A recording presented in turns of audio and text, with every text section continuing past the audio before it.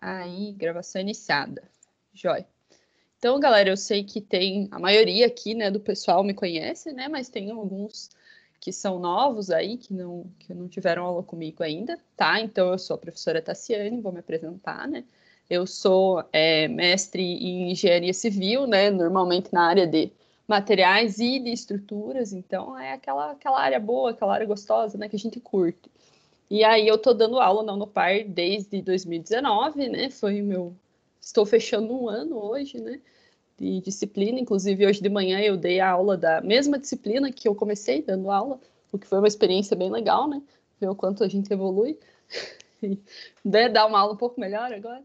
E aí estamos, né, comandando esse curso de engenharia civil nesse semestre. Gostaria de estar fazendo isso presencialmente, né? Mas por enquanto a gente não pode, então a gente segue aqui. A matéria que eu vou apresentar para vocês hoje, que a gente vai, né, levar aí nesse semestre, vai ser a nossa matéria de Tecnologia da Construção Civil 2, tá?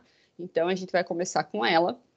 E ela tem uma pegada um pouco diferente de Tecnologia da Construção 1, porque ela vai falar sobre sistemas, né, que são utilizados aí fora do convencional. Então, a gente vai conversar um pouco sobre construções mais limpas, a gente vai falar sobre o steel frame, vai falar sobre drywall, vai entrar numa concepção de construção que seja mais sustentável, mais limpa e tudo mais, conversar sobre esses aspectos um pouco mais diferenciados, tá? O que eu quero tentar trazer um pouco nessa matéria, tentar fazer com que a gente crie uma lógica em cima dessas construções novas e fuja um pouco do que já é conhecido, do convencional, e consiga absorver um pouco mais essas questões lógicas sobre esses sistemas novos, tá? Então, é mais nesse sentido aí que a gente vai estar conversando, beleza? E aí, antes da gente entrar na matéria em si, né, e mandar ver, porque, obviamente, né, a gente começa com trabalhos e tudo mais, e hoje eu quero que vocês saiam com nota, né, que vocês saiam bem felizes e faceiro, porque tá todo mundo aqui na segunda de noite, né, essa semana super fria e tal, então a gente tem que, né, fazer valer a pena. E aí eu vou jogar um trabalhinho para vocês no final, tá? Antes eu vou dar alguns recadinhos bem rapidamente. Deixa eu avançar esse slide aqui. Aí. Então, pessoal, esse é o nosso programa da disciplina. A gente vai conversar um pouco sobre industrialização da construção, né? São o que vocês vão ter no livro didático de vocês, né? A gente vai conversar sobre os processos construtivos de conforto, então falar de conforto térmico, de conforto acústico, conforto lumínico, que são elementos aí que normalmente estão relacionados com a parte da arquitetura e tudo mais, mas são elementos bem essenciais para que a gente consiga escolher os materiais de construção, né, e os nossos sistemas construtivos da melhor forma na hora que a gente estiver dentro de uma edificação, né, pensando numa edificação, né, se preparando para que ela seja construída. Então, é bem importante que isso seja levado em conta, e daí eu vou apresentar isso aí para vocês. E aí a gente entra numa parte que eu adoro, que é a parte de patologia, então conversar um pouco sobre esses problemas que acontecem nas construções, o que acontece, né? Falar um pouco de algumas patologias já diferenciadas em aço, em madeira, em pintura, né? Um pouco fora do que eu apresento em outras matérias aí, que são mais relacionadas com concreto, né? Então, trazer um aspecto mais diferenciado e, claro, falar de controle de qualidade, que o objetivo dessa matéria é bem esse, né? Que a gente consiga ter uma visão da construção num formato um pouquinho diferente, né? Não tão convencional aí que a gente está acostumado.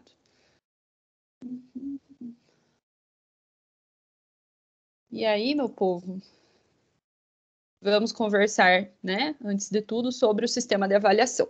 Então, como vocês devem estar sabendo aí, né? Se não sabem, eu vou contar para vocês hoje. As disciplinas que são as DIBs, elas estão sendo aos poucos extintas, tá? É uma resposta, né, que vocês deram para a companhia, de que as disciplinas DIBs a gente não conseguia aproveitar o tempo de aula 100%, e também, né, eram provas que vinham muito fechadas e tudo engessadas, né? A gente não conseguia trabalhar em cima delas, as segundas avaliações, e aí ficava um pouco difícil. Então, cada vez mais a companhia está ouvindo vocês e está mudando o sistema de acordo com o que os alunos estão pedindo. Então, nesse semestre, a maioria das disciplinas já está vindo como uma disciplina completa, como aquele sistema das AMIs que vocês têm, né, tinham em outras situações. Seria muito bom se algumas das matérias que a gente teve juntos, né, tivessem sido AMIs. Eu fico feliz que as que estão vindo agora já estão nesse formato. Então, a gente vai ter um sistema de avaliação similar ao que tinha antes, só que agora todas as provas vão ser minhas, né? O que eu fico extremamente feliz, porque eu consigo, né, trabalhar do jeito que eu gosto com vocês durante toda a disciplina. E aí a gente começa com as atividades de sala de aula. Então, no primeiro bimestre a gente vai ter 1.000 pontos, no segundo 1.500 pontos, tá? Hoje a gente já começa com uma atividade para vocês darem o pontapé inicial aí nesses 1.000 pontos, né? E já sair bem feliz na primeira semana. Aí nós temos a nossa avaliação oficial, a 1 e a 2. Então, a avaliação oficial 1 vai ficar nessa semana aqui, na semana entre 5/10 até 9/10 ali, essa semana da avaliação oficial 1, e a avaliação oficial 2 na semana do 23 a 27, né? E aí nós temos as datas aqui de segunda chamada, caso alguém perca alguma das provas, e as datas de exame que ninguém vai estar precisando, certo? Vai estar todo mundo de férias, feliz e faceiro. Beleza? E aí, como que a gente vai manter contato, meu povo? Então, vamos nos organizar em relação a isso, tá? Aqui está o nosso chat da disciplina. Então, a gente vai montar um grupo, né? Na verdade, eu já montei um grupo de WhatsApp para a gente conversar. Hoje é segunda-feira, então é o primeiro link, é o link do segunda noturno aqui. Aí, pessoal, vocês entrando no grupo da disciplina, a gente vai conversar por lá. O que eu vou fazer nesse semestre, que é diferente do que eu já fiz nos outros semestres, para que a gente consiga conversar um pouco melhor e eu consiga atender vocês, né, de uma maneira mais tranquila e eu não fique não atendendo alguém ou, né, ficando completamente louca no final do semestre e tal. Vamos tentar organizar esse negócio.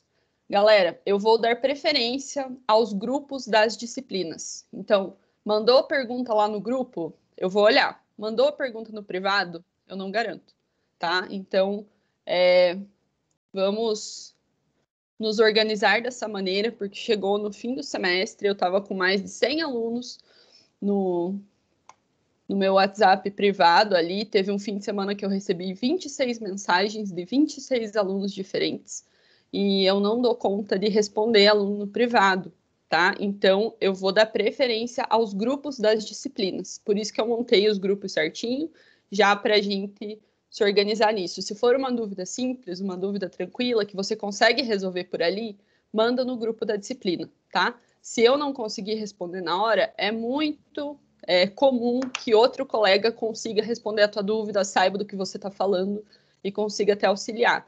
Então, facilita muito a minha vida e a vida de vocês, tá? Porque eu não vou ter como responder todo mundo no privado, vai ser meio impossível. E aí, professora, mas eu tenho uma dúvida que eu não quero expor no grupo da turma, eu tenho alguma situação que eu quero falar com você pessoalmente, eu vou te dar duas opções. Uma das opções vai ser o meu e-mail, eu vou olhar ele todo dia, tá? Eu vou ter um horário para fazer isso, né? E vai ficar mais tranquilo. Então, esse e-mail aqui da Croton, para vocês entrarem comigo, já fica uma coisa mais oficial, já é um negócio que, se vocês tiverem, né, alguma dúvida, alguma coisa, vocês podem falar, não, mas eu mandei naquele e-mail, tá lá salvo, joia, fica tranquilo, né? E também eu vou entrar sempre um pouquinho antes aqui nas aulas do Teams, para que vocês consigam conversar comigo, tá? Eu vou tentar entrar sempre às 7 horas, para que vocês tenham pelo menos 15 minutos. Então, se você quer conversar comigo, entra um pouquinho antes, conversa por aqui e a gente resolve, tá? Para a gente tentar facilitar essa comunicação, porque ficou bem impossível eu não conseguir responder muita gente. Aí, meu povo, nós temos também um e-mail que eu criei só para envio de trabalho. Então, ele vai começar a ser usado hoje, tá? Por vocês, na atividade de hoje.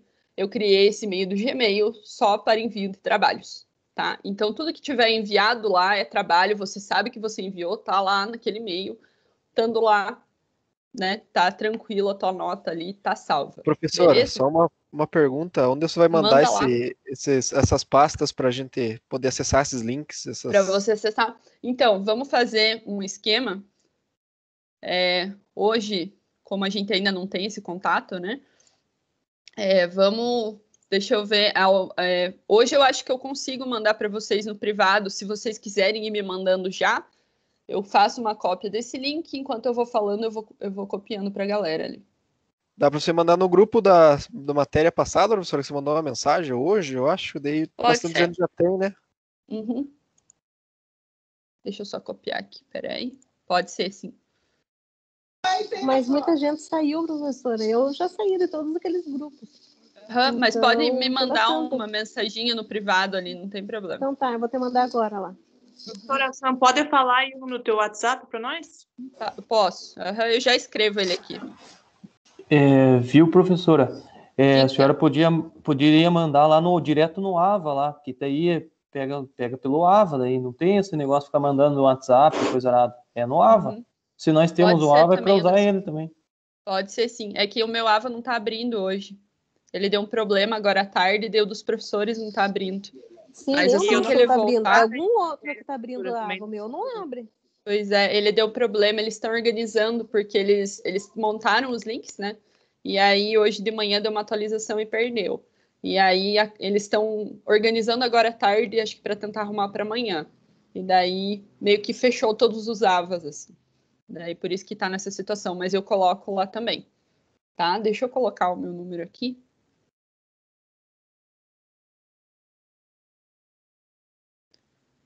Peraí.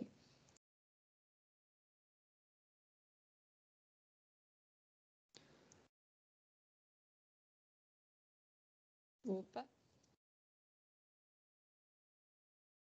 Tá? Que daí, pelo menos até vocês conseguirem entrar na disciplina.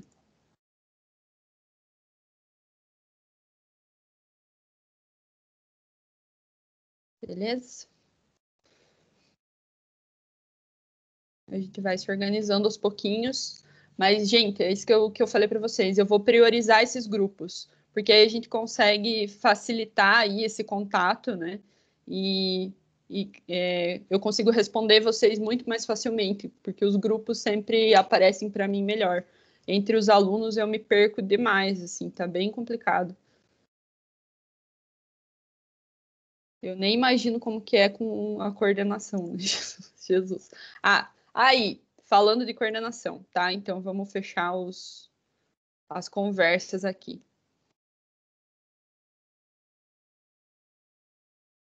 Uhum.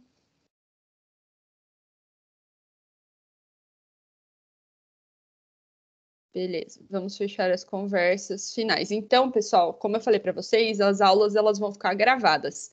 Mesmo agora, esse sistema que ainda não está funcionando, né? A gente vai fazer essa gravação antiga, né? Como eu estava fazendo no semestre anterior, então eu gravo aqui, chega no final, eu baixo, coloco no YouTube, tal, e aí passo para vocês o link. Mas depois, a hora que o sistema entrar, o AVA vai gravar automaticamente. Então, vai ficar dentro do AVA essas gravações. Aí vai ficar um pouco mais fácil, né? Para a gente conseguir fazer essa comunicação. Tá? Então, a gente vai ter uma facilidade em relação a isso. Beleza?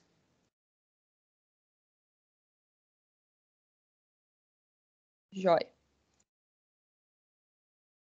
Aí, pessoal, os nossos slides. Então, os slides das nossas aulas, inclusive a aula de hoje, já vão estar disponíveis no grupo, tá? Então, no grupo, na descrição do grupo, então vai abrir o WhatsApp, ali do lado tem 3 pontinhos, tá? Abrindo ali tem um link do OneDrive, lá estão todas as aulas em PDF, eu vou colocar elas semana a semana. A de hoje já está lá, e se eu não me engano, a aula 2 também já está lá, tá? Então, né, se vocês quiserem, vocês podem encontrar por lá a aula também, beleza?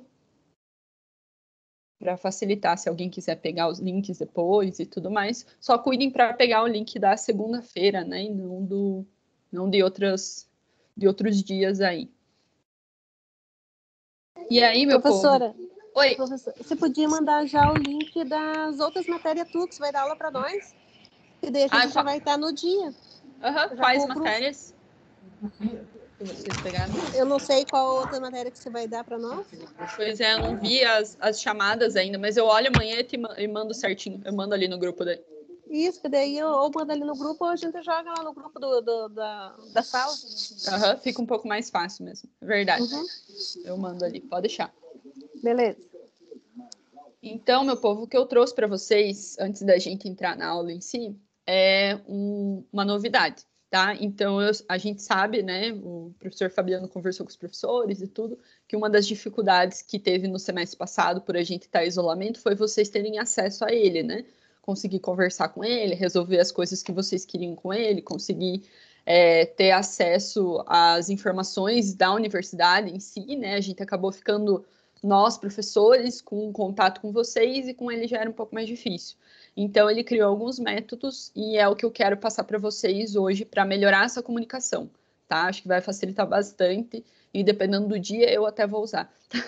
Então, o primeiro método é o que você já conhece, que é o e-mail, né? O e-mail da Croton aqui do professor. Também fica uma coisa bem formal e tal, e ele consegue responder. Claro, ele demora um pouco, são bastante e-mails, mas ele sempre responde, né, as solicitações que vocês mandam por lá. E aí tem uma novidade que vai ser bem interessante, que é essa agenda virtual do Teams, tá? Então, vai ter uma agenda que é através desse link, com horários em que o professor Fabiano vai estar disponível para atender os alunos. E aí, pessoal, você consegue marcar um horário se você quer resolver alguma coisa com o coordenador. Então, você vai lá, reserva um horário, eu quero resolver das 5 horas até as 5h15. Marco aquele horário, fica o meu nome lá, chega no horário, eu entro no Teams e converso, né, frente a frente ali com o coordenador e consigo resolver o meu problema. Então, é um atendimento quase que presencial, né? É o mais presencial possível aí dentro do isolamento. E acho que vai facilitar bastante a vida de vocês agora, né, nesse semestre. Beleza? Então, tá surgindo aí um novo esquema, né? Se vocês quiserem, eu posso mandar no grupo esse link aqui também. E aí, galera, o último recado seria o canal no Telegram. Então, o Telegram, ele é um aplicativo aí, né, de mensagens, né, bem similar ao WhatsApp, e ele está sendo bastante utilizado agora. E aí, o que o professor Fabiano fez foi criar um canal para que ele consiga passar avisos para os alunos. Então, avisos gerais, de semana de prova, de calendários, esses avisos mais formais, de links e tudo mais, as coisas relacionadas à documentação, o que está sendo pedido de vocês, os prazos de estágio, TCC, tudo isso vai ser passado nesse canal do Telegram, que é o UnoParPG, para todas as engenharias e para arquitetura. Então, eu acho que é um canal bem essencial para que vocês consigam ter todas as informações que vocês querem da universidade, né? E para que vocês consigam ter um contato mais próximo ali, né? Entender o que está acontecendo, quando que está acontecendo, até quando que vai e tudo mais.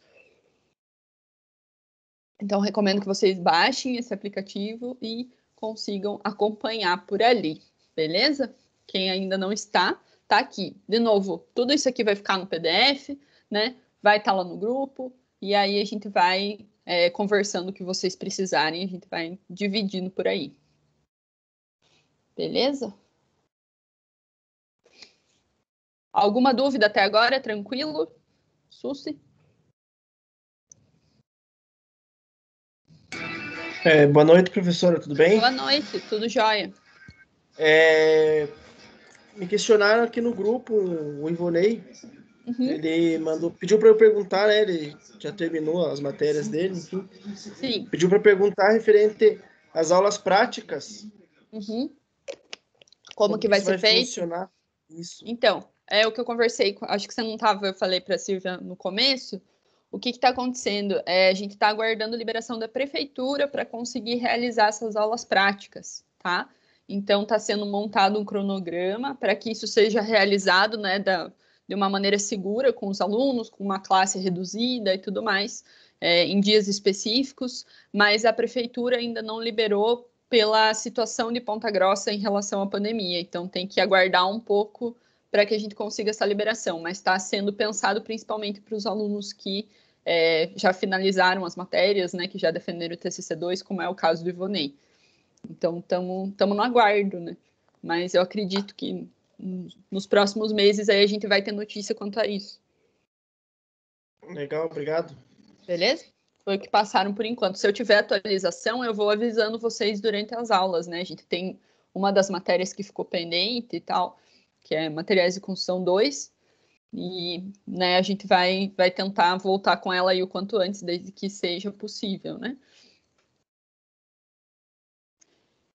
Então, meu povo, agora que a gente já enrolou bastante e tudo mais, a gente vai começar a conversar, né? A aula de hoje é, sim, uma aula mais tranquila, né? Para a gente conversar um pouco sobre essa primeira sessão, falar dessa primeira unidade aí e fechar alguns conceitos, né? Quando a gente está falando de sistemas construtivos. Então, a ideia é que a gente inicie a unidade 1, que é a parte de industrialização da construção. Eu acredito que muitos de vocês estão vendo essa tendência, né, da gente utilizar sistemas construtivos que sejam mais limpos, que sejam mais rápidos, que sejam mais produtivos, mais econômicos, que tenham a utilização de diferentes materiais aí, né, dentro da construção civil.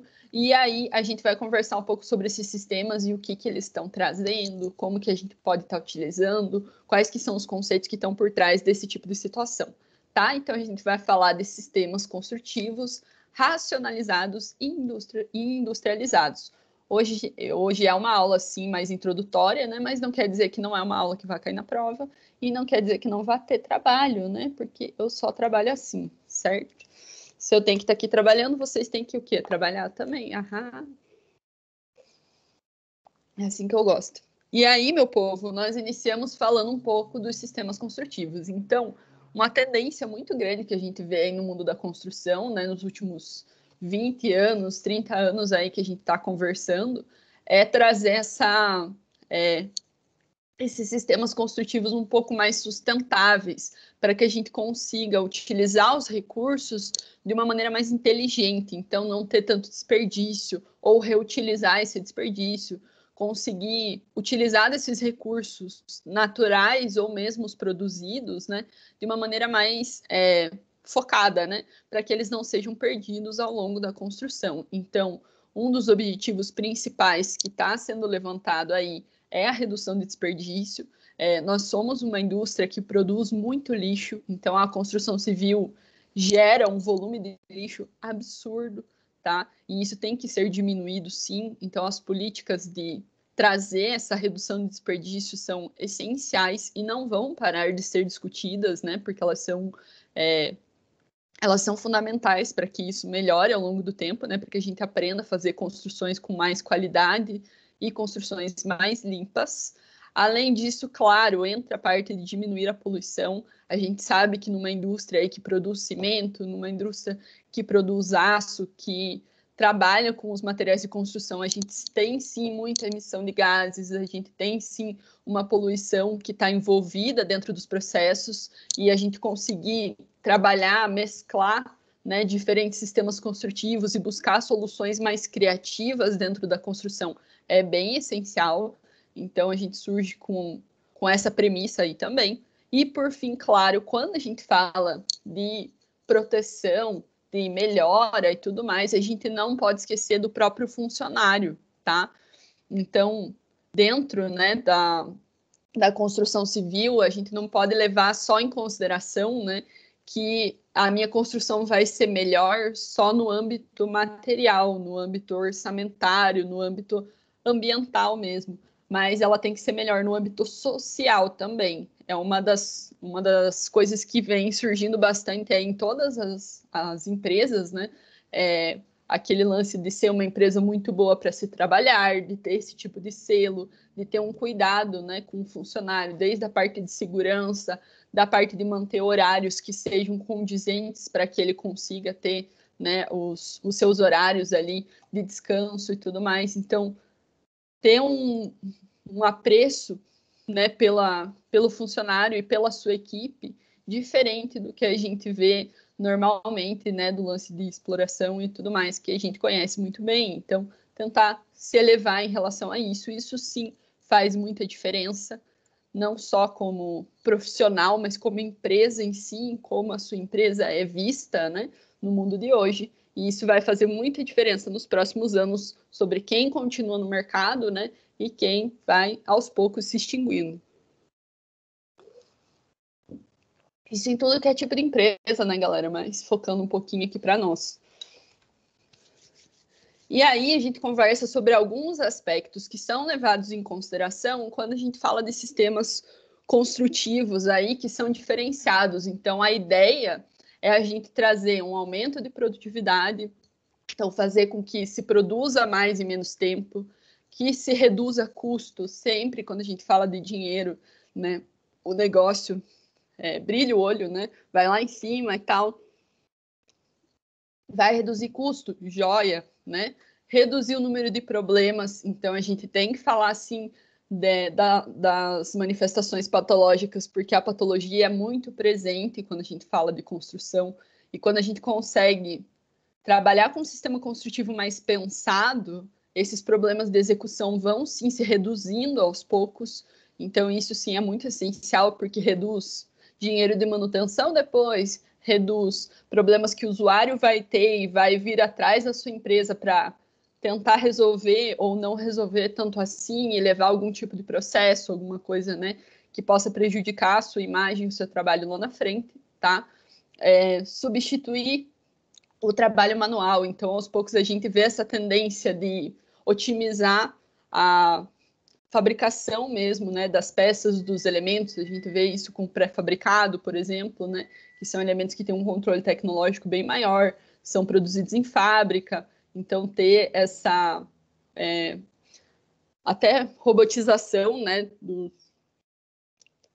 dos materiais modifica bastante, né, a sua qualidade final, e a gente vê isso em alguns elementos bem escancarado, né?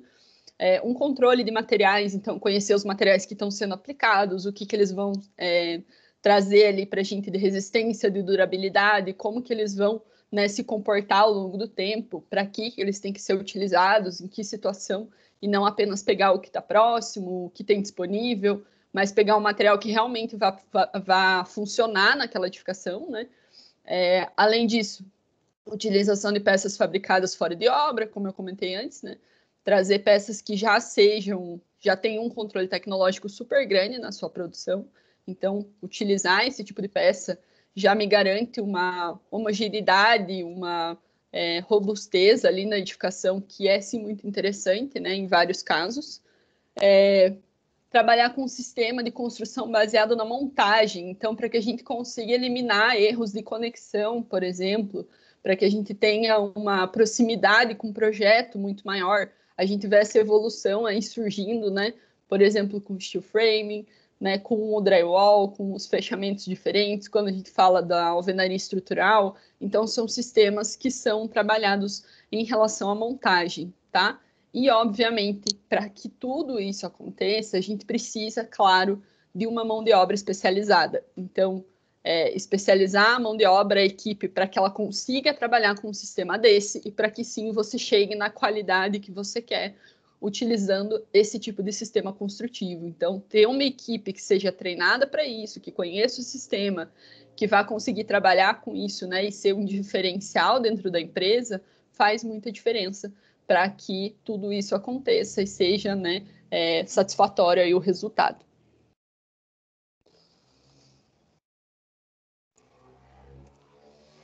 E aí, meu povo, deixa eu trocar minha cara, peraí.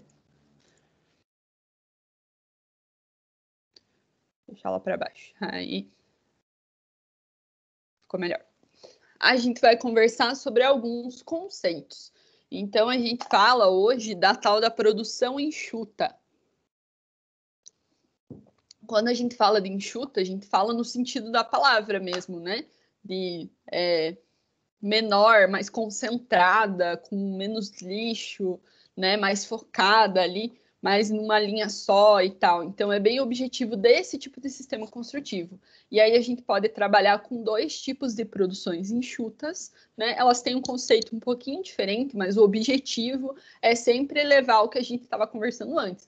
Aumento de produtividade, redução de custo, né? Utilizar uma mão de obra especializada, ter uma qualidade de material, né? Então, é sempre nesse sentido, mas ela tem uma diferença ali um pouquinho maior. Então, a gente tem o nosso ciclo fechado, a gente vai ter uma produção de elementos em módulo, então, são elementos aí com uma dimensão padronizada, né? Que a gente compra comercialmente, aquelas dimensões, e utiliza elas naquele formato dentro do projeto, né? Esse material ele vai ser produzido em fábrica para a gente ter esse controle tecnológico que a gente está buscando, né? Então, os pré-fabricados, por exemplo, steel framing, assim também, né? São elementos que já estão prontos, são perfis que já estão prontos, que estão disponíveis para a gente colocar ali nos locais e apenas, né, erguer a edificação utilizando esses pequenos módulos, tá? E aí, qual que é as vantagens desse tipo de produção enxuta? Velocidade, principalmente, o material que já está pronto, chega ali, monta, é uma construção muito rápida, né? A gente tem uma variação mínima entre as peças, porque normalmente são peças já que utilizam o mesmo formato, né? Então, já estão acostumadas a serem feitas, aquelas peças estão acostumadas a serem daquele tamanho, né? Então, a gente não tem uma peça diferenciada, então as formas são sempre as mesmas, as dimensões são sempre as mesmas, a fábrica já sabe fazer aquele produto e vende ele em massa, tá? E também uma alta produtividade final, a parte final ali da obra sobe muito rapidamente, a estrutura sobe muito rapidamente, o que facilita bastante aí durante esse processo. Fora, claro, a redução de resíduo, que a gente já conversou, né? Redução nos erros, né? Quando a gente fala em execução, porque é um material que já está pronto, fica bem mais tranquilo de ser realizado nesse tipo de situação. O que a gente tem de problema quando a gente escolhe fazer uma produção enxuta que seja de ciclo fechado? O que pode causar de desvantagem? A gente vai ter pouca flexibilidade nas peças. Então, se eu precisar... Deixa eu pegar um ponteirinho aqui. Se eu precisar de uma peça que tenha um tamanho diferenciado, aqui já não entra. Essa produção de ciclo fechado, ela não é recomendada, né? Quando a gente tem um projeto que precisa de uma viga diferenciada, que tem um vão que não é comum, que tem uma dimensão de viga de pilar que não é o convencional, que não é fácil de ser produzida. Então, não dá tanto essa flexibilidade para que a gente consiga uma peça diferente, tá? E, claro, nós temos uma certa limitação do projeto arquitetônico. Então, como eu comentei, vãos maiores, fazer uma fachada diferenciada, trazer esse tipo de mudança arquitetônica, já fica bem mais difícil quando a gente está trabalhando com essa estruturação modular. Não é o princípio dela, não é para isso que ela serve. Então, a gente não recomenda esse tipo de situação. Aí eu penso já num ciclo aberto, né? Porque no ciclo fechado não tem sentido. A ideia é que a gente compre toda a construção e só venha e monte ela como se fosse uma casinha de Lego mesmo, né? Bem naquele sentido da casinha de Lego. Saudades, né, galera? Dessa época. Não que eu tivesse Lego, né? A gente tinha uns similares, uns parecidinhos. Mas era tudo igual na minha cabeça. E aí, depois do ciclo fechado, nós temos o que a gente chama de ciclo aberto, que também pode ser utilizado, né, para as construções, e dependendo do tipo do teu projeto, ele é mais interessante. Ele também vai ter o mesmo controle tecnológico, mas ele te possibilita, né, uma flexibilização ali que o ciclo fechado já não traz. Então, no ciclo aberto, a gente tem a produção modular também, então os módulos vão ser produzidos em fábrica, vão ter o controle tecnológico de materiais, que a gente comentou antes, mas eu vou escolher esses módulos. Então, os módulos vão ser sobre medida, tá? E aí, quando os módulos são sob medida, né, a gente vai ter essa variação de formatos, de dimensões, eu vou ter um material ali com um sistema um pouquinho diferenciado, eu vou ter uma viga diferenciada, um pilar com uma seção que não é comum, eu vou ter, né, placas cimentícias ali de revestimento que vão ser diferentes, com aberturas diferentes e tudo mais, me possibilita brincar um pouco mais no projeto arquitetônico, né, quando isso for necessário. O que traz de desvantagem? Isso custa, certo? Então, quando a gente precisa fazer uma peça sob medida ou várias peças sob medida, isso sim vai ficar mais caro, porque é uma forma que não está pronta. Então, como a forma não está pronta, né, eles vão ter que produzir especificamente para aquela obra e tal. Mas dependendo do porquê da obra, do objetivo dela, sim, é interessante e é feito, né? Então, tem que pesar, né, o risco e benefício ali. Para mim é mais interessante, eu preciso dessa peça, né, que ela seja moldada especificamente para minha obra? Sim. Vai valer a pena gastar o custo? Sim. Joia. Vai para o ciclo aberto. Não, é uma obra comum e eu consigo trabalhar dentro dos módulos que já são existentes. Então eu vou para o ciclo fechado. Conceito bom, né, de cair em prova, achei legal. O que vocês acharam? Qual é a diferença entre ciclo aberto e ciclo fechado? Gostei, vou anotar. Gente, e aí, nessa segunda etapa aqui, a gente vai conversar um pouquinho sobre 2 aspectos que estão, né, dentro dessa unidade para a gente conseguir diferenciar o que é uma coisa e o que é outra. Então, a gente fala de racionalização e de industrialização, tá? Então, na racionalização, a gente está falando de execução da obra, beleza? Vamos anotar.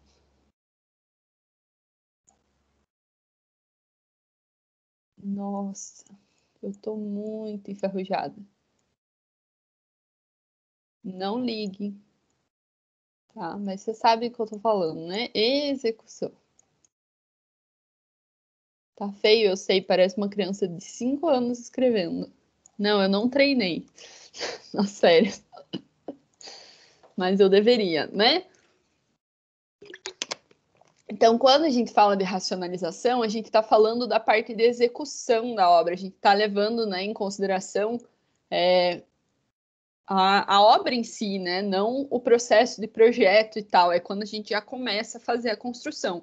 Então, a ideia de racionalizar dentro do canteiro é fazer esse uso de recursos de maneira pensada para que a gente não tenha, por exemplo, vencimento de um material como uma argamassa, como um cimento, para que eles estejam sempre sendo utilizados de maneira rotativa, para que a gente não tenha desperdício de aço, para que a gente não tenha desperdício de alvenaria. Então, fazer um uso eficiente de todos os recursos que estão ali disponíveis no canteiro. Otimizar as tarefas, então fazer uma ordem de tarefas que seja interessante de ser realizadas para que elas consigam ser feitas, né, ao mesmo tempo e que a gente consiga fazer com que a obra ande, né, mais rapidamente e não fique uma equipe esperando a outra terminar para conseguir fazer o serviço. Então, tentar otimizar ao máximo essas tarefas, planejar o dia a dia da obra, organizar o dia a dia da obra para que isso seja realizado ali aos poucos de uma maneira mais produtiva, mais organizada mesmo, né? Mais dividida e tudo mais. Então, chegar num planejamento ali, num cotidiano que seja mais interessante, né? No dia a dia da obra, tá? Opa!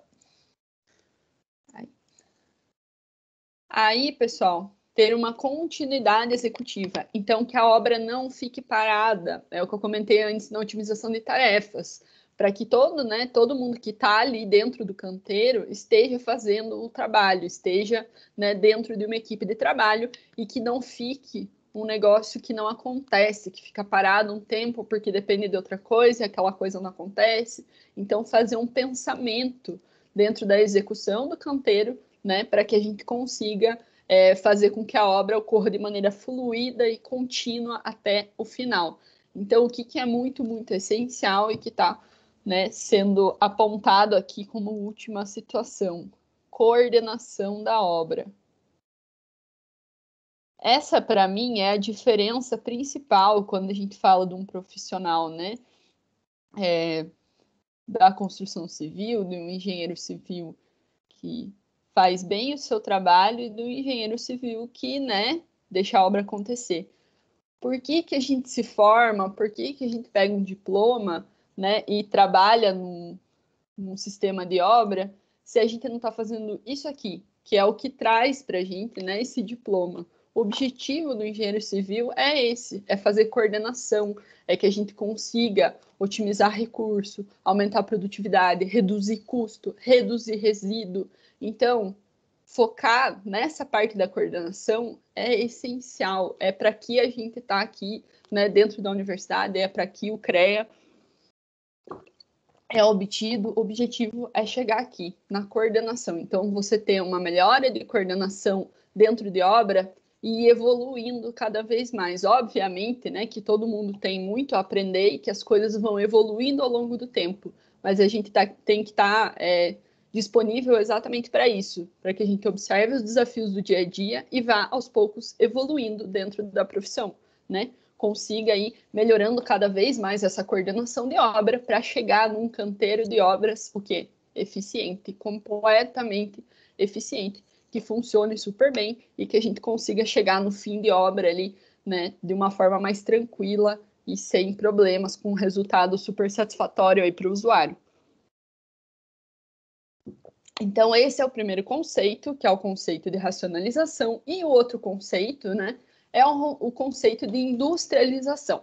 O objetivo da industrialização, quando a gente fala, né, nessas produções aqui mais enxutas, nesses sistemas construtivos mais limpos, um pouco mais diferenciados aí, é trazer para a gente uma eficiência, uma agilidade em todo o processo. Então, a industrialização aqui, ela vem no sentido da gente planejar desde o começo, no momento que a gente pega a obra, está pensando como que ela vai ser feita, até o final. Então, pensar o que vai ser necessário para que a gente tenha essa eficiência durante a execução. Mas pensar, tipo, anteriormente, né, no processo, desde os primeiros momentos, o que isso precisa. Então, fazer o quê? A coisa mais mágica do mundo, né? Que nós também temos isso como atribuição e às vezes a gente esquece. Planejamento. E quando a gente fala de planejamento, a gente não fala de planejamento só, fazer um projeto, certo? A gente fala de planejamento pensando no todo, tá? Então, pensando qual vai ser o tipo de material que vai ser utilizado, por quê? Ele é disponível? Ele é um material que tem um custo mais interessante para esse tipo de obra? Quando que a minha obra vai ser realizada? Que tipo de equipe que eu preciso para que ela seja realizada? Eu tenho uma equipe especializada nisso aqui na minha região? Ou eu preciso buscar isso fora? Ou eu preciso buscar um curso para a minha equipe que eu já tenho e que já trabalha? Ou eu preciso trazer uma pessoa, né, que ensine? Ou eu preciso buscar uma terceirização, alguma coisa nesse sentido? Eu preciso de um elemento estrutural que seja feito sob medida. Aqui é o momento de eu fazer esse planejamento. Quais são as documentações que eu preciso para fazer com que essa obra ande, com que essa obra aconteça? Então, tudo isso, né, além, claro, dos projetos que a gente é acostumado e adora fazer, vão entrar nesse momento de planejamento. Então, são dois tópicos bem essenciais que eu queria frisar com vocês hoje, né, em relação a esses dois conceitos, porque eu acho importante a gente sempre ficar meio alinhado, né, no que a gente espera aí em relação à profissão. Eu sempre falo para vocês que o objetivo é que vocês sejam, né, diferentes do que vocês veem no dia a dia, que vocês tragam um diferencial dentro da profissão. E aqui estão alguns tópicos que eu acho que são bem interessantes para que a gente foque aí no futuro, tá? Ou agora, né? Quem está aí trabalhando já começa também. Na sequência aqui, na parte de industrialização, a gente fala, claro, da viabilidade e ela entra junto com o planejamento, né? Então, a gente entender como que cada edificação tem a sua viabilidade, qual que é a viabilidade, né, dos tipos de edificação e tudo mais, como que elas vão como que elas vão entregar, né, o resultado que o cliente precisa, mas também trazer o que a gente precisa, que é o lucro, que é o trabalho em si, né, para a gente, para a nossa equipe, que é bem essencial também. Então, ter esse estudo de viabilidade é, assim, bem importante. Além disso, pessoal, que é uma coisa que cada vez mais na construção civil a gente vê surgindo, mas é muito difícil ainda de implementar em obra, e acho que é bem importante que vocês comecem a pensar nisso cada vez mais, né? Que é a parte de implementação tecnológica. Então, eu sei que alguns alunos aqui da Unopar que já trabalham estão tentando fazer esse processo, né? Implementar aos poucos nas suas obras, nas obras onde vocês trabalham, alguns materiais diferenciados, alguns sistemas de construção diferenciados, né? Então, fazer um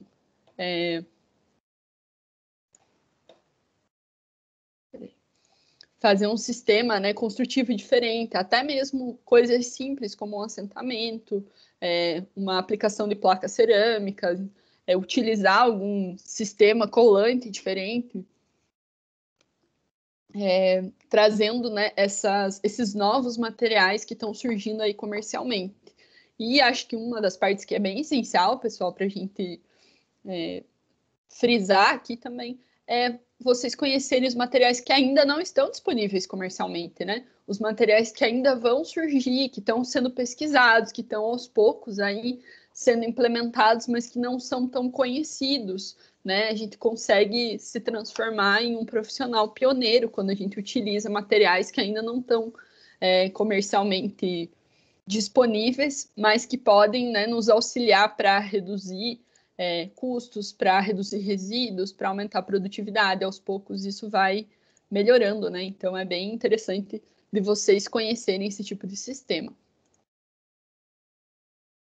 Tá, joia? Buscar isso. Aí a gente vem, claro, com a mão de obra especializada, então é o que a gente conversou antes, né?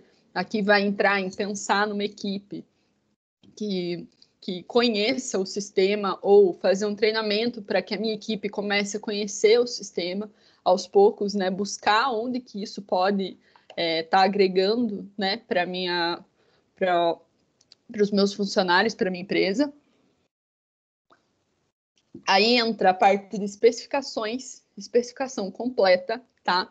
Então, especificar tudo desde o começo, o que vai precisar ser feito, entra no planejamento de novo, né? Para que a gente consiga chegar numa execução de canteiro, sim, bem contínua, bem fluida, bem tranquila. Então, essa especificação, às vezes ela é chata de ser feita, às vezes é no momento ali que já quer entrar na execução em si, mas ela é sim muito necessária. Então, pensar nos momentos de compra, pensar nos momentos de contratações, quando que eu vou precisar de mais equipe, quando que eu preciso de menos equipe, né?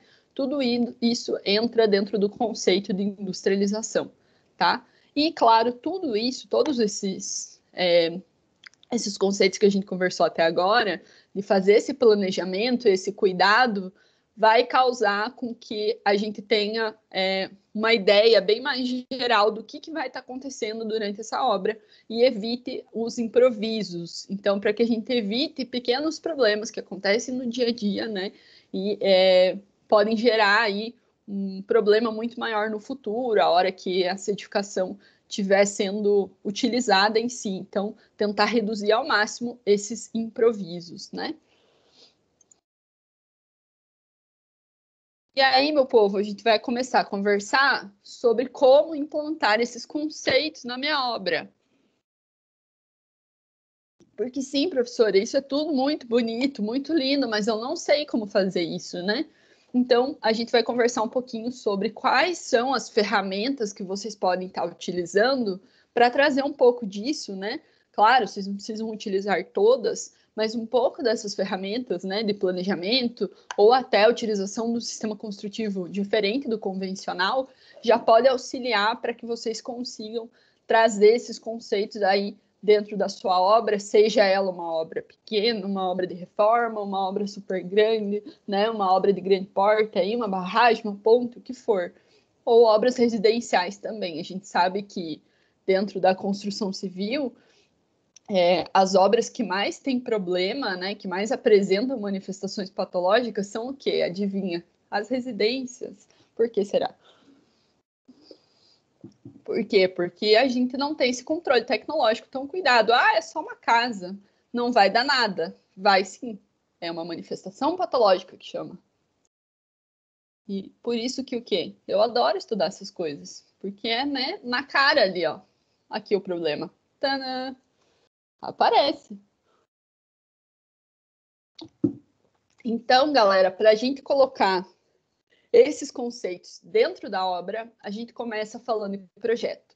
A gente precisa começar falando de projeto, porque é aqui que tudo se inicia. E se aqui dá problema, se aqui eu não tenho aquele planejamento que a gente estava conversando antes, aí o negócio desanda. Então, a gente precisa cuidar com esses conceitos iniciais para que tudo ande, né, da maneira mais fluida possível. A gente sabe que tem, sim, muitos problemas que ocorrem, né, no dia a dia de obra, muitas situações que são imprevistas e que precisam ser resolvidas, né, de uma maneira ou outra ali no momento de improviso e tudo mais, mas a gente tentar ao máximo evitar essas situações, reduzir, minimizar essas situações. Por isso que a gente faz esse tipo de processo, tá? E aí entra aqui, claro, a parte de projeto. No projeto, a gente pensa do começo ao fim. Então, todo o processo deve ser levado em consideração, desde o início do projeto, o que vai ser necessário, qual que é o tempo que o cliente tem para aprovar esse projeto, quanto tempo eu vou levar para fazer os projetos complementares dentro do projeto arquitetônico inicial, projeto estrutural, já pensar nos materiais e tudo mais, até a gente pensar, claro, na execução também. Então, tudo aqui entra na fase de projetar. A gente precisa pensar num todo. E aí tem alguns itens aqui, né, para que a gente consiga lembrar que são itens que normalmente dão problema, né, que a gente não se atenta num primeiro momento e que são bem essenciais aí e que causam o quê? As manifestações patológicas. Aham. Tudo volta nelas, né? Primeiro, localização dos fornecedores. Beleza, tudo muito lindo, né? Eu tenho ali um projeto arquitetônico incrível. E aí eu preciso, né, de um sistema construtivo aí diferente e tal. E aí não tem da região. Eu faço o quê? Eu tenho que pensar nisso. Então, eu vou buscar numa região mais longe. Eu tenho alguma coisa similar que consiga substituir esse sistema aqui na minha região.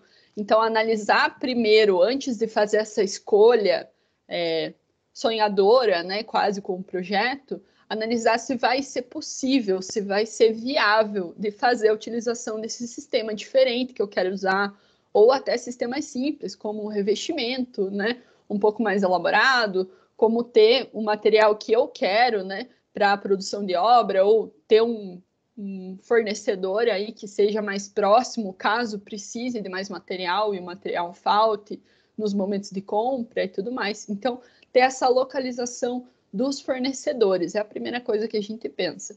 Vou dar um exemplo, né?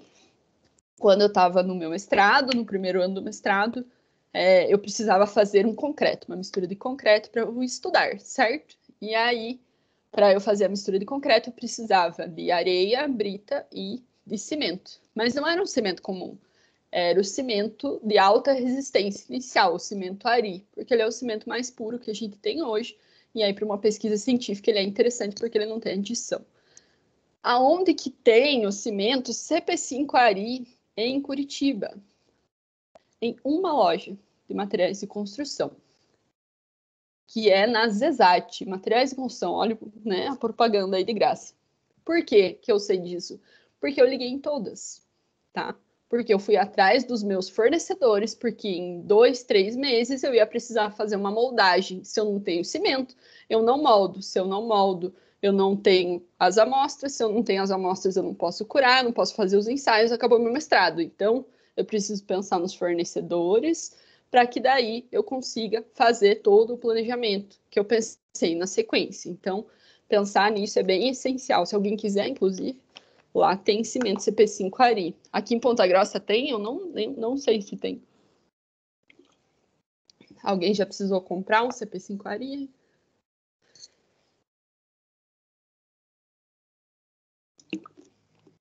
A Balarote uma vez vendeu pra gente, professora. Balarote? Mas é sob encomenda, não, eles não têm a pronta entrega, não. Uhum. Sob encomenda, né? E aí, para estudante que precisa de 2 sacos só, faz o quê? Gente do céu. Aqui tem, professora, no Materiais de Construção São José. Em São José? Sempre compro lá. Sempre tem lá. Pronto, entrega sempre. Ai, que bom. O que eu tive que achar foi uma situação dessa, né? E aí realmente era bem difícil. E daí essa foi uma primeira parte, certo? Cimento. Aí vem os agregados, né? Também não foi tão simples, porque os agregados eles precisavam ser agregados não reativos. Agregados que possuem uma composição química que não expande ao longo do tempo quando a gente faz uma aplicação de sulfato de sódio, se eu não me engano, que está no ensaio. Então, ele não pode expandir, porque essa reação pode influenciar nos meus resultados. E aí você tem que achar um agregado não reativo na região, né? Porque não pode ser tão caro. Também foi todo um processo. Daí vai o quê? 1 ano do mestrado perdido, né? Daí você faz o quê? Os ensaios todos na correria. É uma loucura. Mas tudo deu certo no final. Estamos aí, não estamos? Por isso que tem que pensar nos fornecedores. Aí, pessoal, mais alguns detalhes. Detalhes construtivos. Ligação, juntas, precisa de algum material específico, como que vão ser as conexões, já começar a pensar nesses aspectos estruturais para que a gente consiga eliminar certas situações que podem gerar esforços excessivos. Então, fazer um primeiro estudo estrutural, principalmente se for um sistema diferente do convencional, para ver o que vai ser necessário, né, para utilizar nesse tipo de sistema, tá? Um exemplo aí que a gente tem é o steel framing, né? Ele pode ter as ligações de diferentes formas, então pensar o que é mais interessante para a minha obra. A gente vai conversar um pouco mais sobre o steel frame na próxima aula, né, com mais calma. Mas nesse sentido, tá? E aí, adaptação do canteiro. Então, pensar como que o meu canteiro tem que estar colocado, né?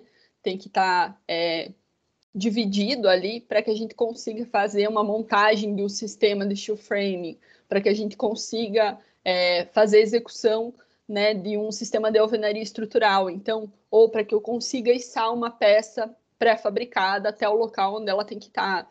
Pensar no canteiro de obra, como que vai ser essa movimentação. Isso também faz parte do projeto, tá? Período adequado de compra e transporte. Então, quando que eu vou necessitar daquele material, quando que ele tem que ser comprado, para que quando ele for utilizado, ele, né, esteja dentro da validade, esteja nas condições que eu preciso, se a gente fala de um concreto, uma mistura de argamassa, por exemplo, para que ele chegue no momento correto e para que a gente não tenha uma perca grande de material aí, né, um desperdício bem grande desse tipo de coisa. Então, né, pensar em toda essa logística, e claro, logística de compra, recebimento e armazenamento. Se eu tiver algum material que eu precise armazenar, como que ele vai ser armazenado, aonde que ele vai ser armazenado, então fazer esse tipo de pensamento. E, obviamente, né, pessoal, a tecla que a gente bate muito dentro dos cursos de engenharia civil e de arquitetura é a parte de compatibilização de projetos. Conversem com os outros profissionais, discutam, tá? Entendam o projeto, tirem dúvidas, compatibilizem os projetos para evitar problemas no futuro. Eu trouxe alguns problemas, tá? Eu já mostro para vocês. Uma das coisas bem interessantes de falar do projeto, né, é a gente pensar nessa sequência de etapas. Então, isso vai ser utilizado desde aqui no projeto, quando a gente está conversando sobre a obra em si, a parte executiva, quando a gente vai para a parte final ali de entrega e tudo mais, quais que são as documentações necessárias, quando que a gente pede. Então, fazer uma sequência de etapas desde o começo ali, utilizar esse sequenciamento para te auxiliar a entender como que a obra vai andar, é muito, muito interessante. A gente tem alguns programas que conseguem nos auxiliar com esse processo, tá? Que é bem legal. Beleza? Como que a gente faz compatibilização de projetos? Então, a gente tem alguns softwares que conseguem se conversar, né, nesse sentido. Tanto parte estrutural, hidráulica, elétrica, parte arquitetônica. E essa compatibilização, essa conversação, não só entre projetos, mas entre todos os aspectos da obra em si, é o que a gente chama de tecnologia BIM, tá? Opa! E aí, quando a gente fala de tecnologia BIM, a gente fala exatamente dessa integração entre os projetos e os processos da obra. Não só os projetos em si, o desenho, né, a produção, mas o seu dimensionamento, a sua quantidade de material, para que a gente leve isso para uma planilha orçamentária, já da maneira correta, para que a gente consiga utilizar essas informações, né, numa destinação final ali e já tenha tudo dentro do que está sendo planejado pela nossa equipe e pelo usuário também, tá? Chegar em valores mais próximos, né?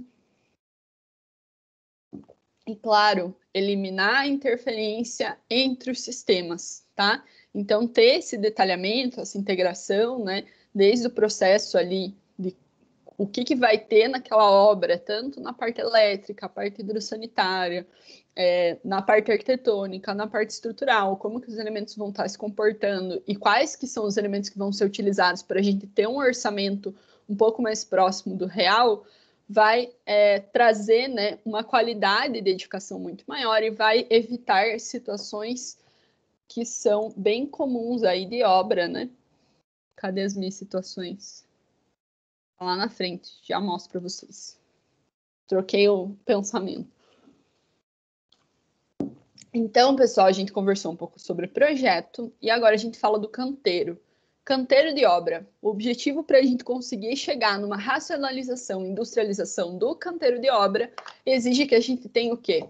Coordenação, né? É o que a gente estava conversando ali no começo. Então, ter um controle mais rígido das atividades, entender o que está acontecendo, quando que está acontecendo, né? Por que está acontecendo, quais são as próximas etapas, o cálculo do tempo para cada etapa. Então, fazer uma análise do quanto que os funcionários rendem realizando tal e tal serviço. Isso faz muita diferença para que você consiga chegar numa produção mais adequada em relação ao tempo, tá? Isso faz bastante diferença, né? As pessoas trabalham de maneiras diferentes. Então, às vezes uma pessoa rende mais numa tarefa do que outra pessoa, mas aquela pessoa que rende de uma maneira mais devagar, né, que demora um pouco mais, a qualidade do produto final dela é mais interessante. Então, calcular um tempo daquela etapa um pouquinho maior sim,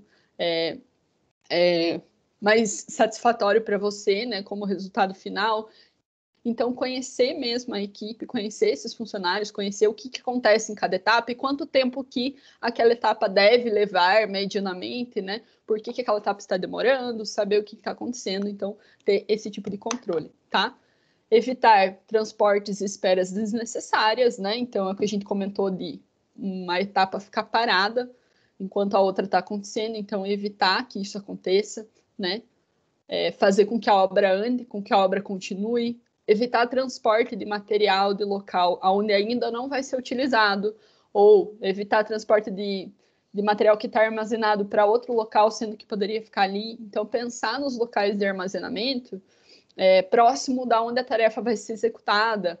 Então, analisar esse tipo de situação, tá? Planejar para que tenha uma movimentação eficiente, para que dentro do canteiro de obra não tenha desencontros ali entre as equipes que estão realizando a mesma tarefa, ou para que equipes diferentes não fiquem se atrapalhando durante o caminho. Então, planejar essa movimentação eficiente é, sim, um tipo de coordenação que faz muita diferença para uma eficiência, né, de obra. Então, utilização de elevadores, por exemplo, quem que utiliza, quando, porque o outro tem que ficar esperando com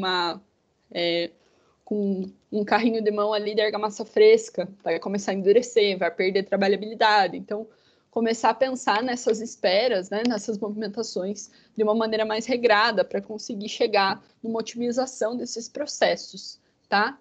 Diminuir tempo de armazenagem e estocagem, então fazer com que o material que chega ali, que seja comprado no momento que ele vai ser utilizado, tá?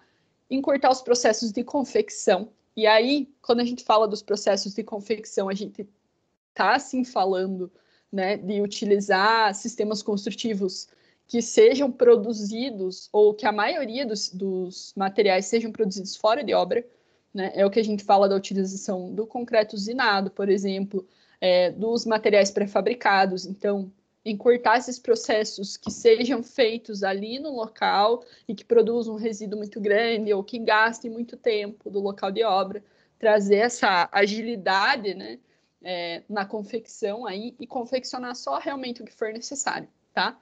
Então, reduzir o volume de materiais que vai ser estocado ali, exatamente isso também, tá atrelado com isso, né? A gente comprar material de fora que já está pronto, só chegar e já ser posicionado ali no local e preferir, então, esses processos de montagem, né? Essas linhas de produção de montagem aí vão trazer também um canteiro de obras diferenciado. Claro, pessoal, tudo isso, eu utilizar um sistema diferenciado como esse, traz um custo envolvido, né? Desde o custo do material em si até o cuidado que eu vou ter que ter com a minha equipe para que isso funcione, né? Para que esse dinheiro não seja perdido. Mas isso é o que a gente estava conversando antes. Tem que analisar o que é interessante para cada tipo de obra, fazer um planejamento inicial para ver o que vai valer a pena naquele local. Esse que vai ser o diferencial, né? Como profissional, de conseguir otimizar os processos dentro da realidade do cliente, do usuário. Aqui eu consigo utilizar uma construção nesse formato. Não, aqui para mim é interessante otimizar esse processo, que normalmente demora muito e dá muito problema. Ou 2, 3 processos. Ou otimizar a minha equipe. Eu trago uma equipe menor no começo, aumento ela aqui, depois diminuo de novo. Então, entender esses aspectos e aonde que eles cabem. E aí, galera, a gente entra nos conceitos de construção enxuta, de novo. E tem um conceito em inglês, né, que é o que a gente vai trabalhar um pouquinho hoje, vai conversar um pouquinho hoje, que é o Lean Construction. O Lean Construction é, né, relacionado com apenas um fluxo de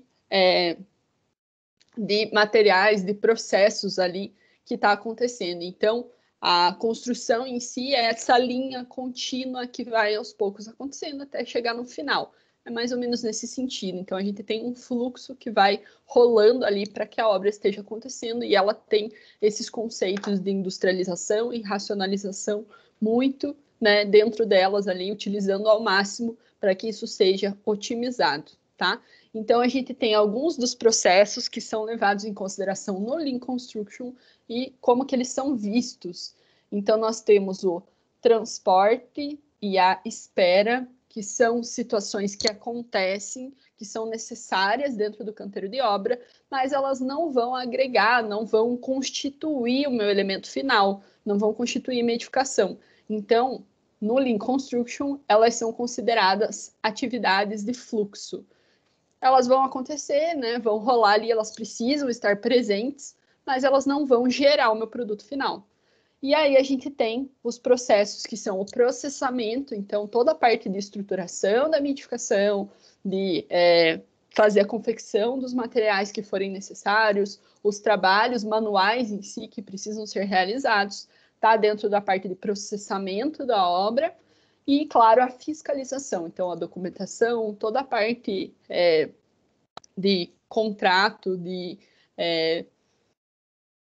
taxas e tudo mais que precisam ser levadas em conta e vão ser sim, essenciais para que a obra aconteça. Se eu não tiver essa documentação adequada, a minha obra não vive, né? Ela não acontece. Então, a fiscalização vai entrar como uma das etapas do Lean Construction que a gente precisa planejar, precisa pensar, né, aos poucos aí e levar em consideração. Então, essas duas etapas aqui, processamento e fiscalização, vão agregar, sim, valor ao meu produto final, elas vão gerar o meu produto final, né, que é a minha edificação em si, tá? Então, são etapas que agregam valor, só para a gente entender o que está, né, dentro do Lean Construction. E aí, a gente vai trabalhar com os conceitos, o que o Lean Construction, a construção enxuta, prega.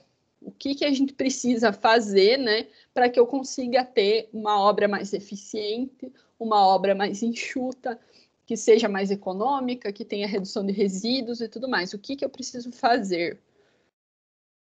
Aí nós temos alguns conceitos e a gente vai conversar deles um por um. Então, o primeiro é tentar reduzir ao máximo essas atividades que não agregam valor. Quais são as atividades que não agregam valor? transporte e espera. Então, tentar reduzir o tempo de transporte, né, ou a quantidade de transporte e o tempo de espera entre uma atividade e outra, ao máximo, tá? Reduzindo essas atividades que não agregam valor ao meu produto final, né, à minha edificação final, eu consigo trazer uma obra, né, bem mais eficaz aí ao longo do tempo, tá?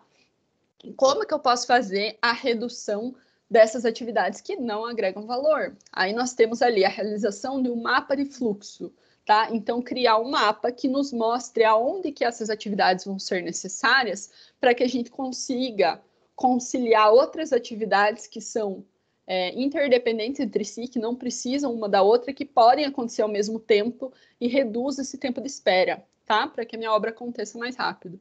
Então, quando a gente cria um mapa de fluxo, a gente permite uma observação de todas as etapas, a gente consegue visualizar o que vai estar acontecendo, consegue reduzir essas etapas de transporte, de espera, de deixar o material parado e tudo mais, né? E deixar tudo um pouco, tudo mais produtivo, muito mais rápido, né?